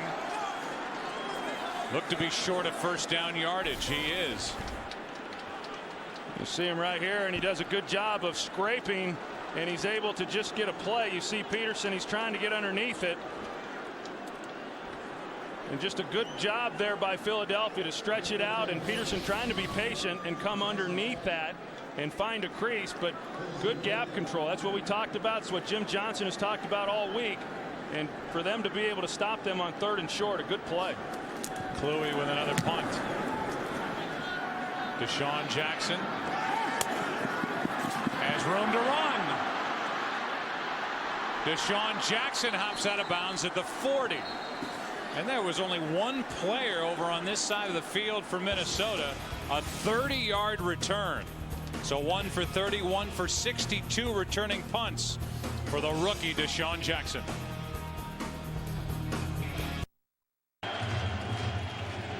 After that 30-yard return, Deshaun Jackson went right up into the face of head coach Brad Childress of the Minnesota Vikings.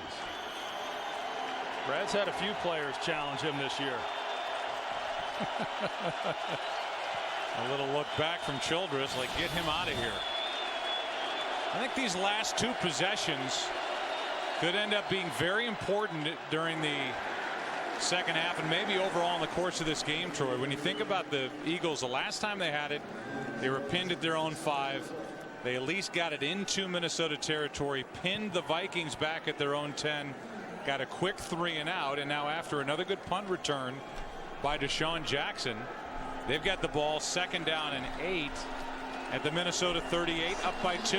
Well, this is when you get field position like this for an offense, I mean, it's one where you have to come away with some points, and the Eagles having a hard time really getting this thing in the end zone. This is an area where they need to be able to do that. This one's knocked away by Jared Allen, and Minnesota recovers.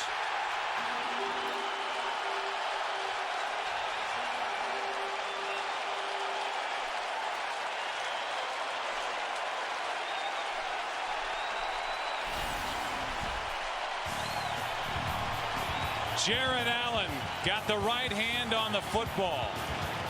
Fred Evans recovered for the Vikings, who take over at their own 46, down 2.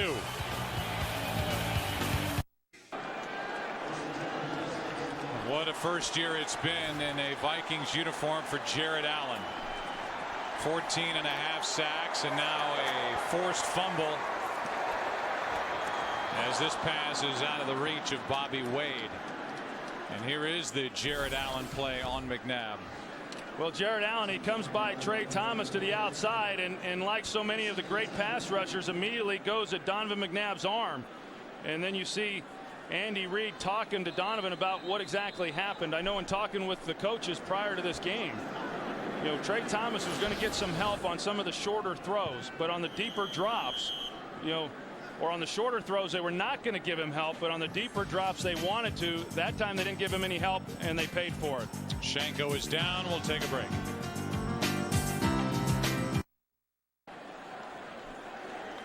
Donovan McNabb has turned it over twice today. The first half interception, now the fumble. Last 5 regular season games, a total of 2 turnovers. Second down and 10, and the handoff is to Peterson. Peterson fights his way to the 49 of Philadelphia, picks up 5. Akeem Jordan and Brian Dawkins in on the stop. It's third down coming up for Minnesota. Well, Adrian Peterson, he had trying to keep him front side. He cuts back, and Dawkins and the rest of them are there to make the play, but not until after he's picked up 5 yards. Talking with Jim Johnson there at the half and knowing how critical these third downs are. Another big one here. And that'll do it for the first 3 quarters in this wild card matchup between Minnesota and Philadelphia. Eagles lead by 2. Vikings with the ball 3rd and 5 when we start the 4th. Back after this.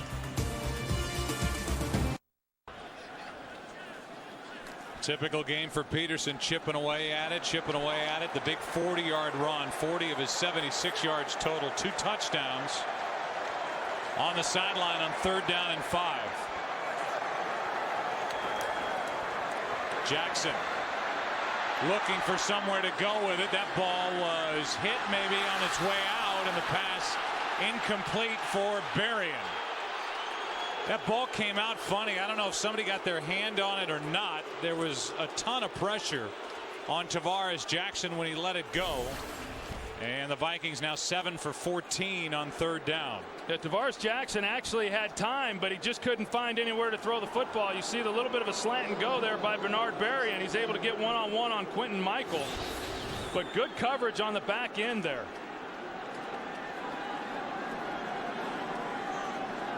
Deshaun Jackson has been a factor returning punts. He'll let this one go, and it takes a bounce and is kept alive. The 2 officials are looking at one another and trying to determine if that ball was tapped. While McCauley had his foot on the line. I don't think his foot was on the line, Marcus McCauley, but they have yet to really determine where the ball is going to be placed. Number 21 went into the end zone, did not reestablish with 2 feet, then touched the ball. Therefore, ruling is a touchback. So that's First down at the 20-yard line. That's McCauley, and Philadelphia will take over at their own 20. So there's McCauley into the end zone. They say didn't establish his feet back in play. Philly has it at their 20.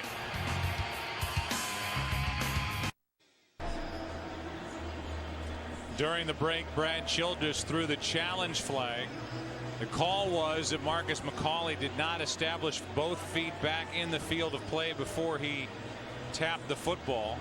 I think that's a pretty definitive replay that once he was in the end zone, then he got back out of the end zone. And it certainly looked like McCauley did what he had to do to establish both feet in, tap the football. And we'll get the call now from Tony Correnti.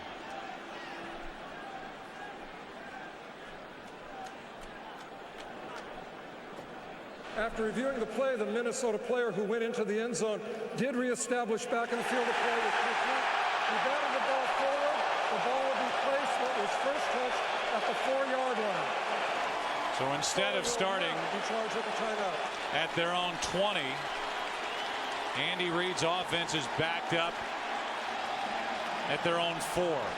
Well, and when they were waiting to see what the ruling on the field was going to be, both Andy Reid and Brad Childress had the red flag out. Both of them were going to challenge the play regardless of what the call was. And every other angle that we had was not conclusive, but a good shot on the last one showing that McCauley had definitely established himself back in the field of play before touching the ball. So after a scoreless third quarter, this crowd lets the Eagles hear it, starting at their own 4.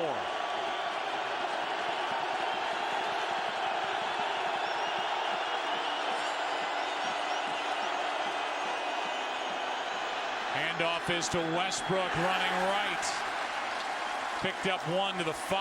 Good play made by Benny Sapp. I tell you what, you talk about loud being down there in that end of the field. Backed up into the end zone, not able to use hard count.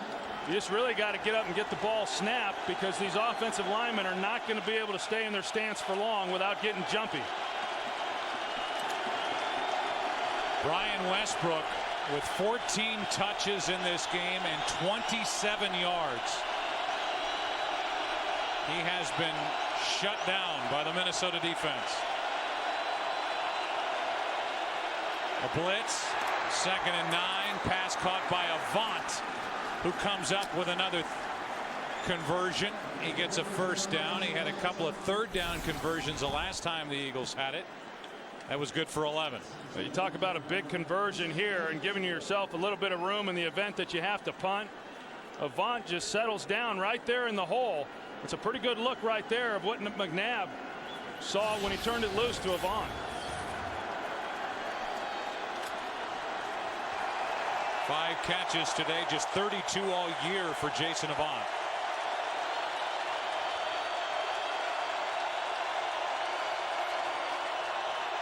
McNabb back to the middle of the field, and the pass is caught by Reggie Brown. Good for 9. Well, we saw what happened last time they singled up on Jared Allen with Trey Thomas, and this time they're going to come out with a back, and they're going to chip him with Correll Buckhalter. And that provides McNabb some time. That's an area of the field right there at the linebacker level over the ball where we've seen a number of completions here in this game. 18th career multiple sack game for Jared Allen, 6th time in his last 11 games. Has 2 today. 2nd and 1, and Westbrook pounds forward for a first down. 3 yards and a first down for Philadelphia.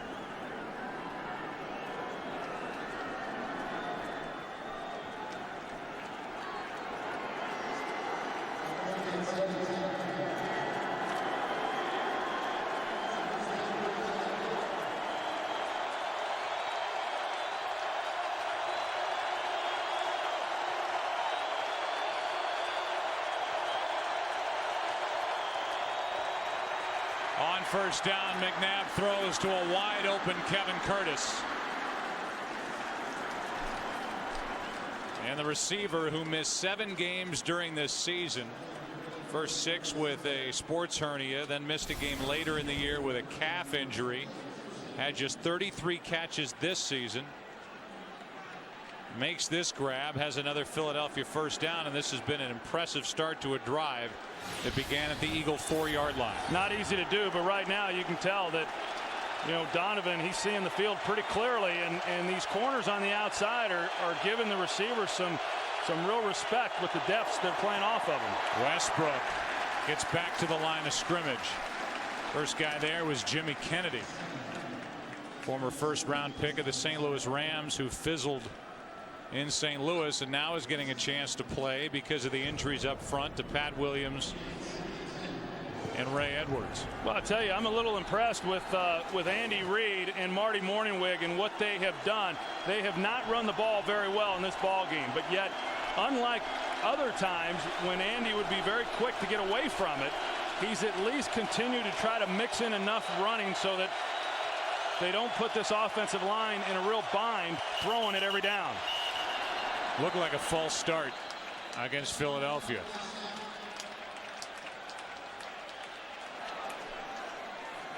False start, offense, number 59. 5-yard penalty, remains second down. That's Nick Cole. I don't know if that last play was going to turn into a trick play or not, but after the play had been blown dead, Brian Westbrook took the initial throw, then threw it down the field. And maybe not. That might have been out of frustration. And why not? He's had 14 carries, 18 yards. I was going to say, why would he clue in this Minnesota defense that that play is there? And Andy's trying to calm him down. Yeah, I don't think he would have. 2nd and 15.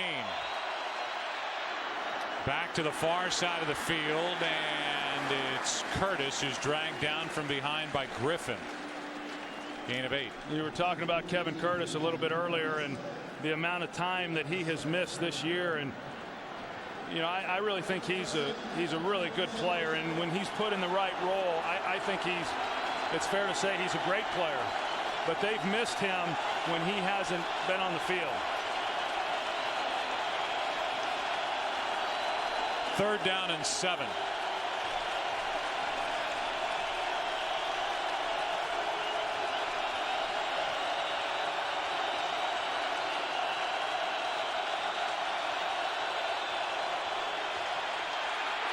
McNabb has his arm hit, and the pass is incomplete. Hank Baskett had a real chance at a catch. Brian Robinson hit the arm of McNabb when he let it go, and it's 4th down. Well, just the pressure. They want to give the chip to Robinson, but he puts a spin move and comes underneath Runyon. And it looked like they were going to go to Avant on the outside, and he had him open. But as you said, Baskett, he just missed time to jump. You know, the ball comes up, and he had a legitimate chance of being able to make that play.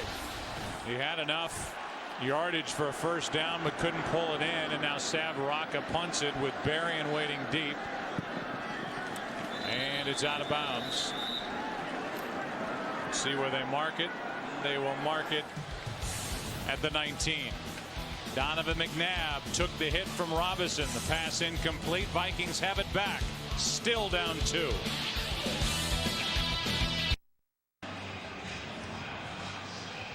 Brian Robinson got the start in place of the injured Ray Edwards, who's out with a bad left knee, and Troy's played a terrific game. And the concern by Leslie Frazier coming into this game was how well he would hold up. He's held up just fine. Here is Peterson over the left side, picks up 5, down to Chris Myers. Joe, the defensive line of the Vikings gaining more and more confidence despite being down a couple of starters. Jared Allen in the first quarter had pressure, and defensive line coach Carl Dunbar said not only pressure on Donovan McNabb, but we see him holding the ball rather loosely, and if you get to him, you can knock the ball loose. And so far, not a lot of rest for this defensive line, but they're keeping the heat and the pressure on Donovan McNabb. Yeah, you can see Donovan, when he goes to drop, he always has been inclined to really stretch the ball out behind him before turning it loose, and boy, they've gotten some strips on him because of it. Play action from Jackson, and the pass is complete to Sidney Rice. 14-yard completion to Sidney Rice. You can see the cushion that Asante Samuel is giving Sidney Rice. Earlier in the game, we saw him jumping the routes on Sidney Rice, and as I was saying at that time, Sidney Rice, who is coming off a knee injury and is still really not 100% and not a real speed guy, I'm surprised that Asante has now elected to play him a little softer. Handoff is to Peterson. Chris Gokong is there, a gain of only 1. You know, pretty interesting when you look at these two offenses and who's had the problems protecting the quarterback. Coming into this game, the Eagles had done a terrific job And Donovan McNabb had done a great job of getting the ball out and not absorbing a lot of sacks. But not only has he been sacked 3 times, he's been knocked down a bunch as well here in this game. And Tavares Jackson, on the other hand, he's been able to get it out for the most part.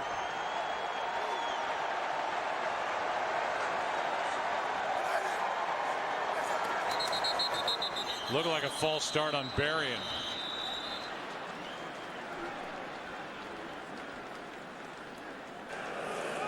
False start, offense number 87. 5-yard penalty, remains 2nd down. A little flinch by Bernard Berrien, and that is the first Viking penalty of this game. So only 1 sack for this Eagles defense, 3 for the Minnesota defense.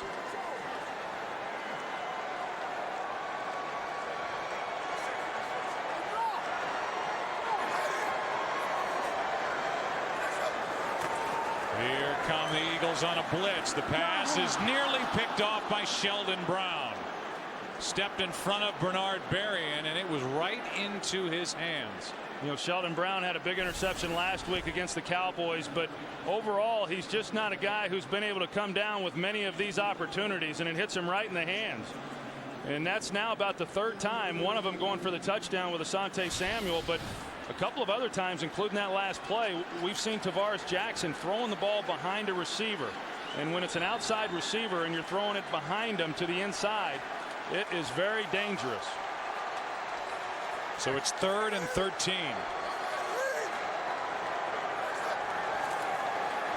Another blitz. And Jackson throws out of the reach of Schenko. Darren Howard was coming on a blitz. He was the first one through. He wasn't alone.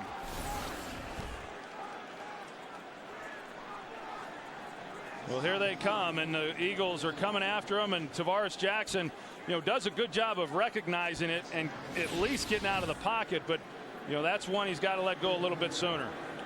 Vikings now 0 for their last 4 on 3rd downs. They've started 7 for 11, and Kluwe with another punt. He'll bounce in front of Jackson and bounce backward.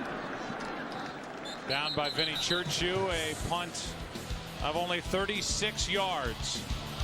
Eagles defense does its job. Philly has the ball in a 2-point lead.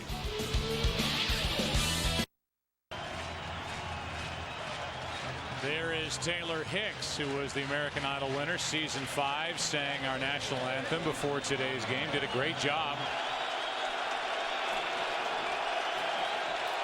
And here is this Eagle offense starting at their own 29. Westbrook on a screen. Good play by the Eagles. Well blocked, and Westbrook breaks loose. Looking for the end zone. Touchdown, Philadelphia. Held down all day, and Brian Westbrook takes it all the way 71 yards for the touchdown.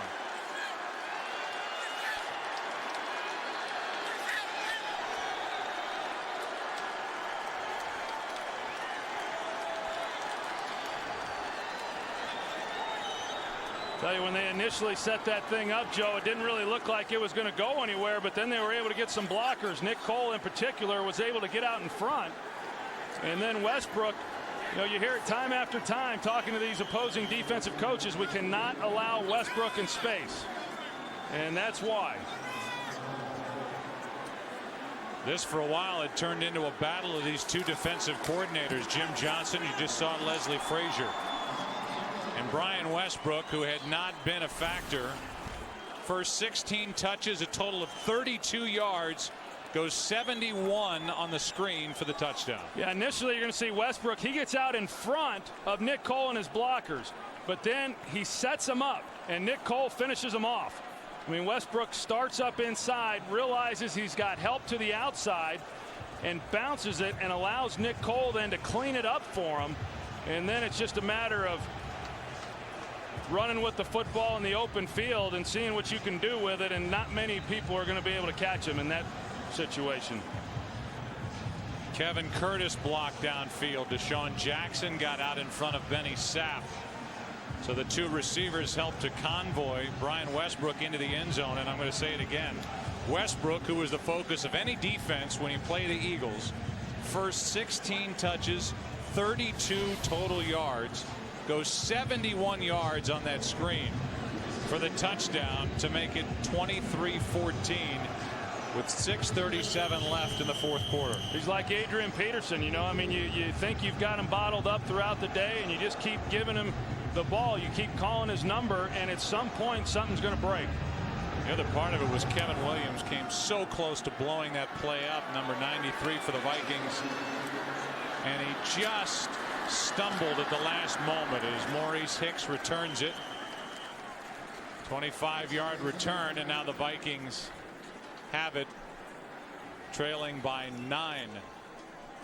So every time you and I do a Philadelphia Eagles game, we talk to the other defensive coordinator, and the first guy they talk about, I always think of Greg Blosh of the Washington Redskins. He is the most dangerous player in the NFL, talking about Brian Westbrook, and he just proved why with one touch and one long run. No doubt, and a nice job of execution, and the offensive line not taking anything away from those guys. They did a really nice job. Kevin Curtis out there.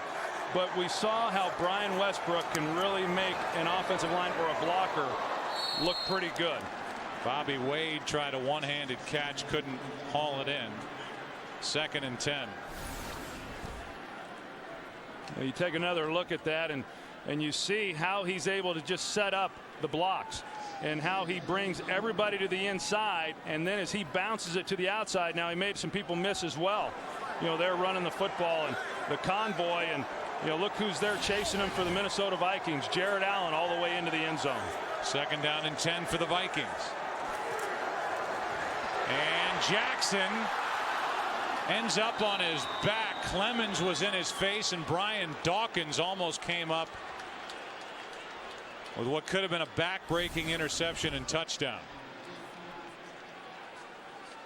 Now Dawkins, he's on the blitz, and Chris Clemens is able to get the big hit on him. And initially it looked that if after Dawkins got his hand on the ball that he would be able to bring that one in. And Chris Clemens, I mean, geez, he's such a versatile athlete. And then thinking back to the game that he had last week, and he's following it up with another good game here. So now 3rd down and 10 for Minnesota. This one off his back foot downfield for Wade, and that's out of everybody's reach. There were 3 Eagles defenders around Bobby Wade, and it's a 3-and-out after the 71-yard touchdown by Westbrook. I just think Jim Johnson is so good at really recognizing momentum shifts, and when he senses that, I mean, it becomes a feeding frenzy, and you could tell that, you know, they had got the crowd out of it, and they were going to take advantage of what had happened on the offensive side of the ball, and they do a nice job of creating a 3-and-out. You see Brian Dawkins. We asked Jim Johnson what it is that he has in his defense that lets him blitz and do what he does, and he said, my safeties. And that certainly means Brian Dawkins first and foremost. Here is Deshaun Jackson. This time it's well covered by the Vikings downfield. Just a 3-yard return after a 53-yard punt. Number 20's doing it again this week. The heart and soul of that Eagle defense.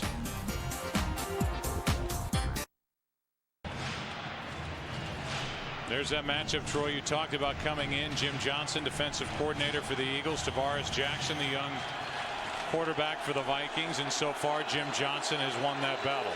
Yeah, but you wouldn't tell looking at him, would you? No. He looks defeated over there.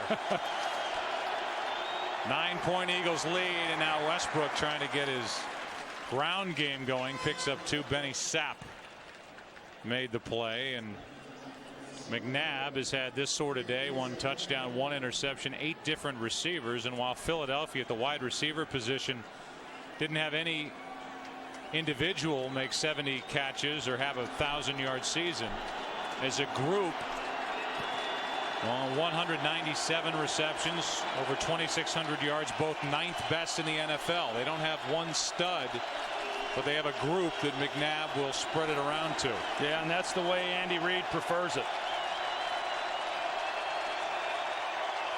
2nd and 7. What a good play made by Madieu Williams. Clock continues to wind. Brent Selleck was just smacked. Yeah, they tried to go back to the screen. Couple problems. Minnesota was prepared for it, and they weren't throwing it to Brian Westbrook. You know, you see Madieu Williams, he just sees it all the way and is able to come up and make a hit on Selleck before he's able to even get turned around. I think right now Andy Reid knows his defense is playing great. He's got a 9-point lead. You know, don't take any unnecessary chances. I wouldn't be shocked to see him some safe play, maybe even run the ball, keep the clock running, and let his defense go back out there. And that's exactly what they do. Brian Westbrook is about 1.5 yards shy of a first down, but the clock continues to wind. And Andy Reid, with the way his defense has played over the last month and a half, why not send him back out there and force Tavares Jackson to try and beat you?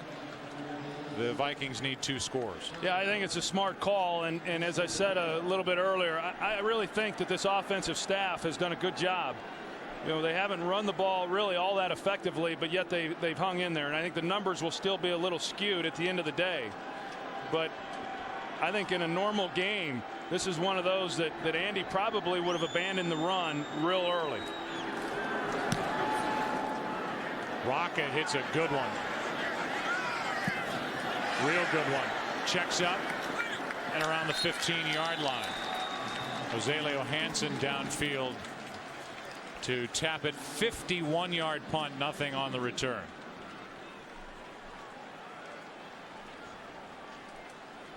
Coming up next, right here on Fox, it's the AT&T postgame show. Certainly plenty to talk about, and then 24 Redemption, an encore presentation at 8 Eastern and Pacific right here on Fox. Starting at their own 15. Vikings the last 6 times have had the ball, they've punted it at the end of every drive. Jackson throws, and the pass broken up by Sheldon Brown. Timed it perfectly as he planted his shoulder pad in the back of Sidney Rice. The secondary for Philadelphia has just gotten better and better as the year has gone along. I mean, the defense in general has been good all season long. The run defense has been good, but the pass defense has dramatically improved. They've made some changes in the lineups as the year has gone along, but the guys have really stepped up their play, and that's one of the reasons why it's been so difficult to score points against this unit.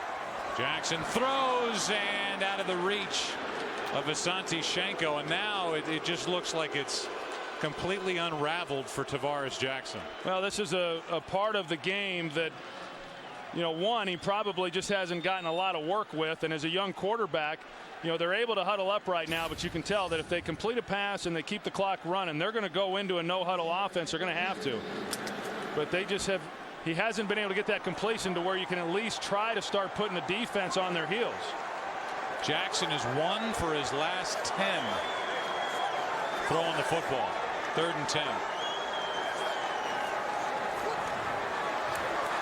Pressure in Jackson's face. The pass incomplete, but a flag comes down, and it could be for the hit on Tavares Jackson. Personal foul, roughing the passer, defense number 56, a blow to the side of the helmet. 15-yard penalty, automatic first down. It's Akeem Jordan. Yeah, there it is, and that's a textbook. That's an easy call there for the official, and you know, when you come in, you really got to keep your hands up. And oftentimes when you're trying to bat the ball and you come through with the follow through of your arms, when it hits the quarterback's helmet, they're going to call that every time, even as benign as what it appears sometimes. It's Eric Bieniemy, the running backs coach, talking to Adrian Peterson. Eagles have the Vikings right where they want them, in a spot where they have to throw the football. They need 2 scores. Time winding down. Good pass. Complete to Bobby Wade. Minimal gain, just 3. Under 3.5 to play. And for the Eagles defense, 13 blitzes, 1 sack. You referenced the game last week that Minnesota had against Steve Spagnuolo, who was the pupil under Jim Johnson for 8 years when they were together in Philadelphia, and he is now not just the defensive coordinator of the Giants, but one of the hot head coaches in waiting in this league. As Tavares Jackson is going to run for the first time in this game and slides down in midfield with a Viking first down. And that's really the first time today that we've seen him get outside the pocket and be able to pick up some yards with his legs. And I know in talking with Jim Johnson prior to this game, he really expected to put on the film in his preparations this week and see a lot more of this. And he said he was surprised that, yeah, he has the ability to run, but he's really more of a pocket passer. Here's a bad snap, and it's recovered by Philadelphia and Jaquay Parker. And that might just do it. A bad snap in the shotgun. And Tavares Jackson and center Matt Burke come off the field talking or yelling at each other and shaking their heads as now Philadelphia takes over up by 9 with under 2:50 to play. Now you see the snap. It's just down there at Tavares Jackson's ankles. I mean, he really had no chance. Here he is trying to look down the field and see what the coverages are and where his hot reads might potentially be. And Matt Burke, that's very unusual to see that type of snap from an all-pro center.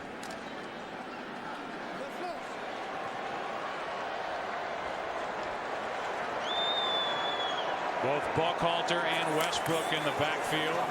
Westbrook gets it over the right side, tripped up by Greenway. And a timeout is taken by Minnesota. How about the games Donovan McNabb, who is 4-0 on his way to 5-0 at the end of this day.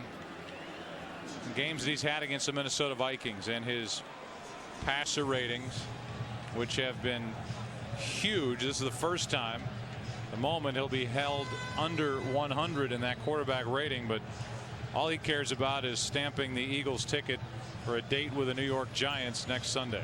Yeah, I don't know that we're going to be hearing a lot more about Donovan McNabb going somewhere else next year.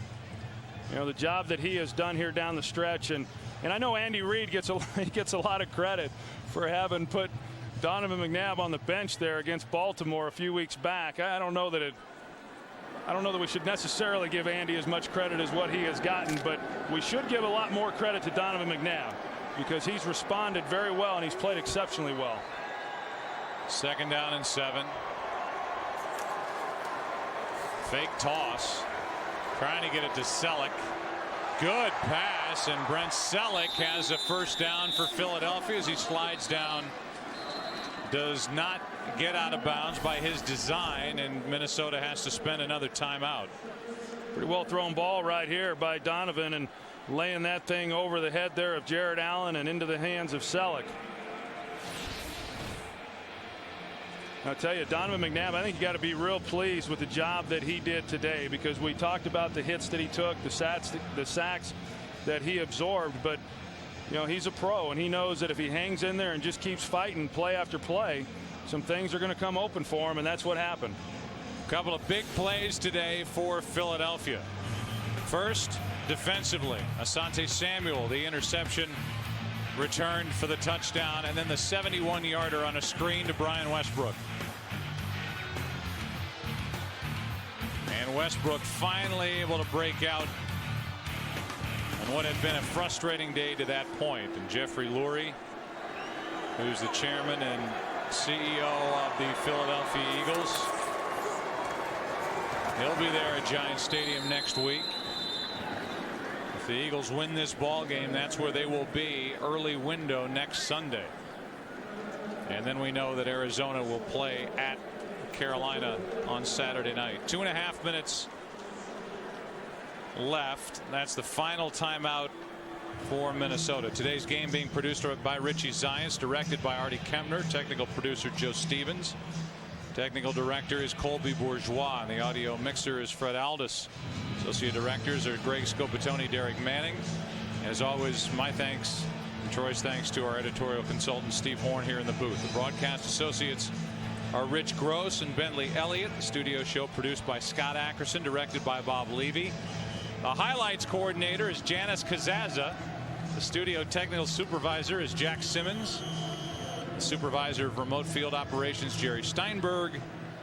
Senior producer of Fox Sports, Bill Brown, and the executive producers, Ed Gorin and David Hill.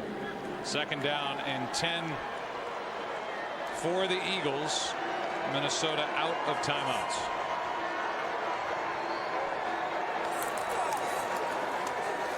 Handoff is to Westbrook. And he'll lay down. And a penalty flag comes in at the end of the play. It's a hold against Philly. Holding, offense number 89. 10-yard penalty, repeat, second down. It's Matt Schobel. The other thing that's happened here, Troy, while you can say a lot of good things about Philadelphia, I think you have to look at the job done by Leslie Frazier, the defensive coordinator of the Minnesota Vikings. They lost their very good middle linebacker, E.J. Henderson, after the first 4 games with a foot injury. He played this game without Pat Williams, played this game without Ray Edwards. He has this defense cooking for the most part, and he will be on a couple of different lists as far as head coaching positions are concerned. You hear rumors about Detroit being interested, maybe even the St. Louis Rams, and he's a guy that I know Brad Childress believes deserves a chance to run a ball club. Yeah, and a quality guy on top of all that. And you know, losing defensive coordinators to head coaching positions is not new for Brad Childress either. Minnesota, by the way, declined that holding penalty, and so now on 3rd down, that run by Westbrook will take us to the 2-minute warning. It will also take it to 4th down, which is what it will be when we come back. 2 minutes left in this game at the Metrodome. Frustration for the Vikings, jubilation for the Philadelphia Eagles on their way to Giants Stadium next weekend.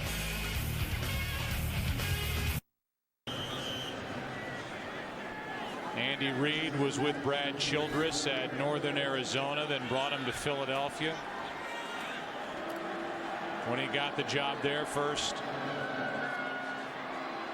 as the quarterback's coach, then as the offensive coordinator, as David Akers has been very impressive here today, drilling another long field goal, 45 yards to make it 26-14.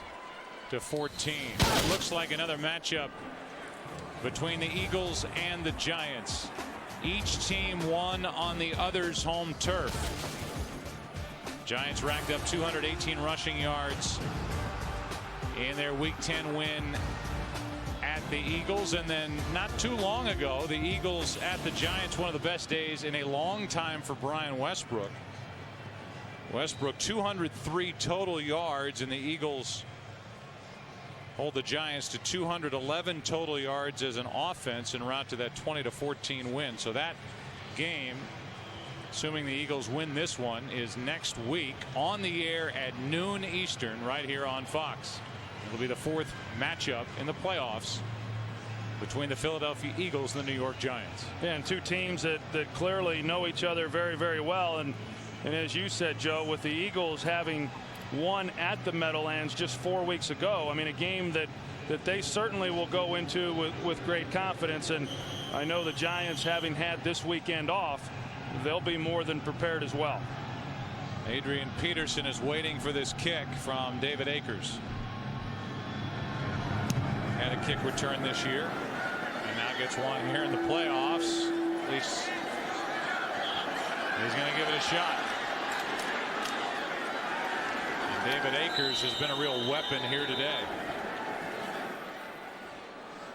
Got that one into the end zone. Don't forget, coming up, it's the AT&T postgame show and then an encore presentation of the movie, in essence, 24 Redemption, at 8 Eastern and Pacific right here on Fox. That leads into the season premiere of 24, and if you have not seen that yet, you're a 24 fan or want to get hooked on that series, watch it. It is very, very well done. Robert Carlyle is in it.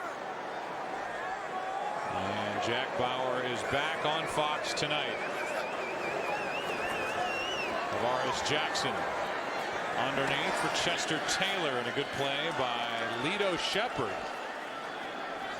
two-time Pro Bowler who has been a lost guy defensively for the Philadelphia Eagles this year, as he has been replaced first as a starter when they got Asante Samuel, then as a nickelback by Joselio Hansen. And a false start. Yeah, Lito Shepherd was hoping that he would be let go or traded earlier in the season. Offense number 62. 5-yard penalty, remains second down. And it'll be interesting to see exactly what happens to him next year, because he is still under contract. And we talked a little bit about Leslie Frazier and the job that he did. I think we also need to give credit to Brad Childress and the job that he did, and really the entire organization. And when you consider the fact that this team came into this year losing their first 2 games, and for him to be able to hold it together and get 10 wins, pretty impressive overall. Absolutely. This is Chester Taylor just across the 20, where it will be 3rd down. Jaquay Parker on that stop.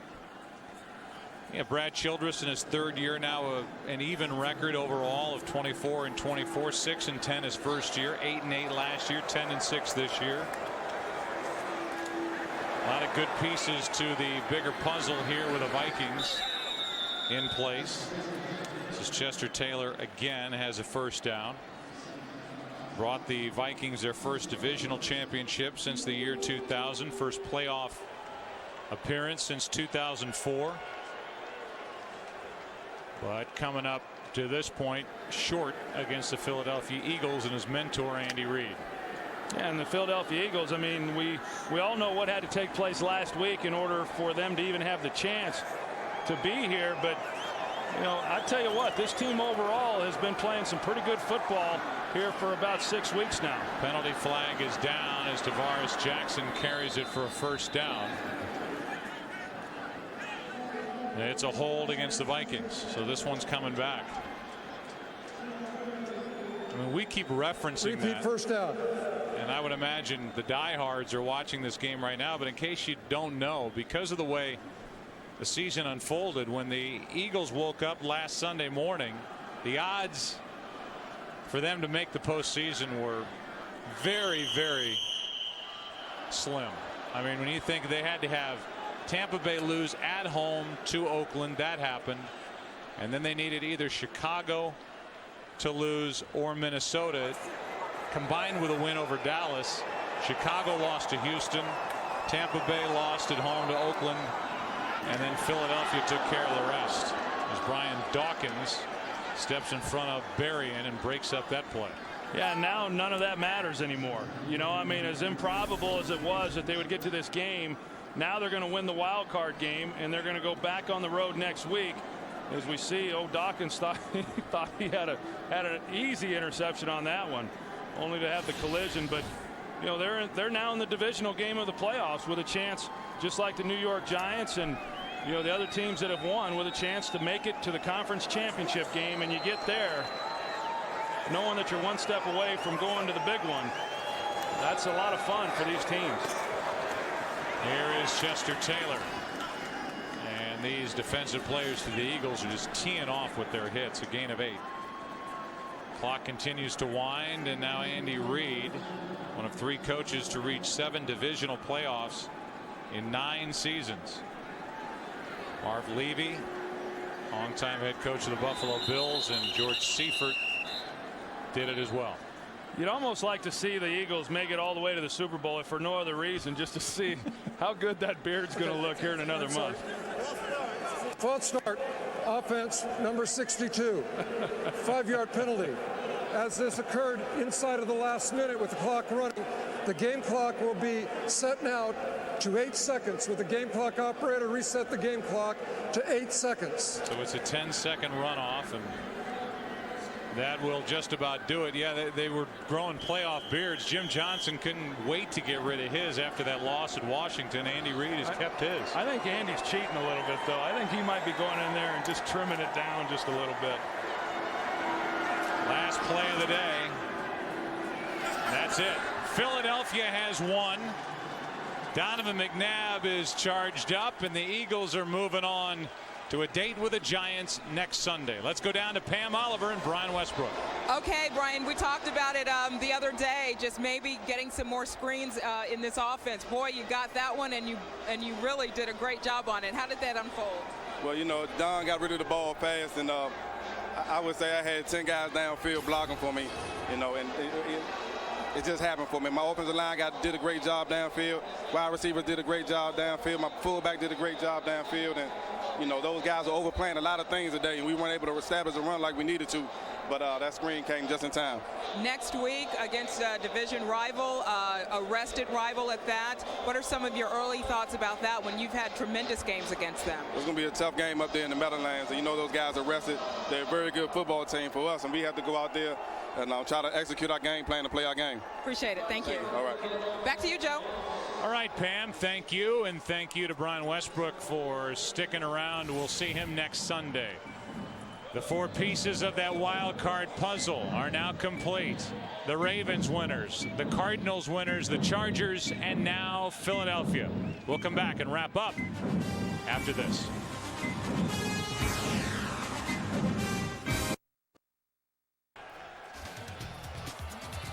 So the Eagles can celebrate. McNabb and Jared Allen come together in our UPS leaderboard. UPS, what can Brown do for you? McNabb that day, 300 yards, a touchdown, a pick. Brian Westbrook, 38 rushing yards, but 83 receiving yards, 71 of them coming on that screen pass for the touchdown. And Brent Selleck, 6 catches on the day. Coming up next, the AT&T postgame show. Then 24 redemption at 8 Eastern and Pacific. For Troy and Chris and Pam, I'm Joe. Until next weekend when we will be at the Meadowlands for the Giants and Eagles. So long from Minneapolis. Congratulations, Philly.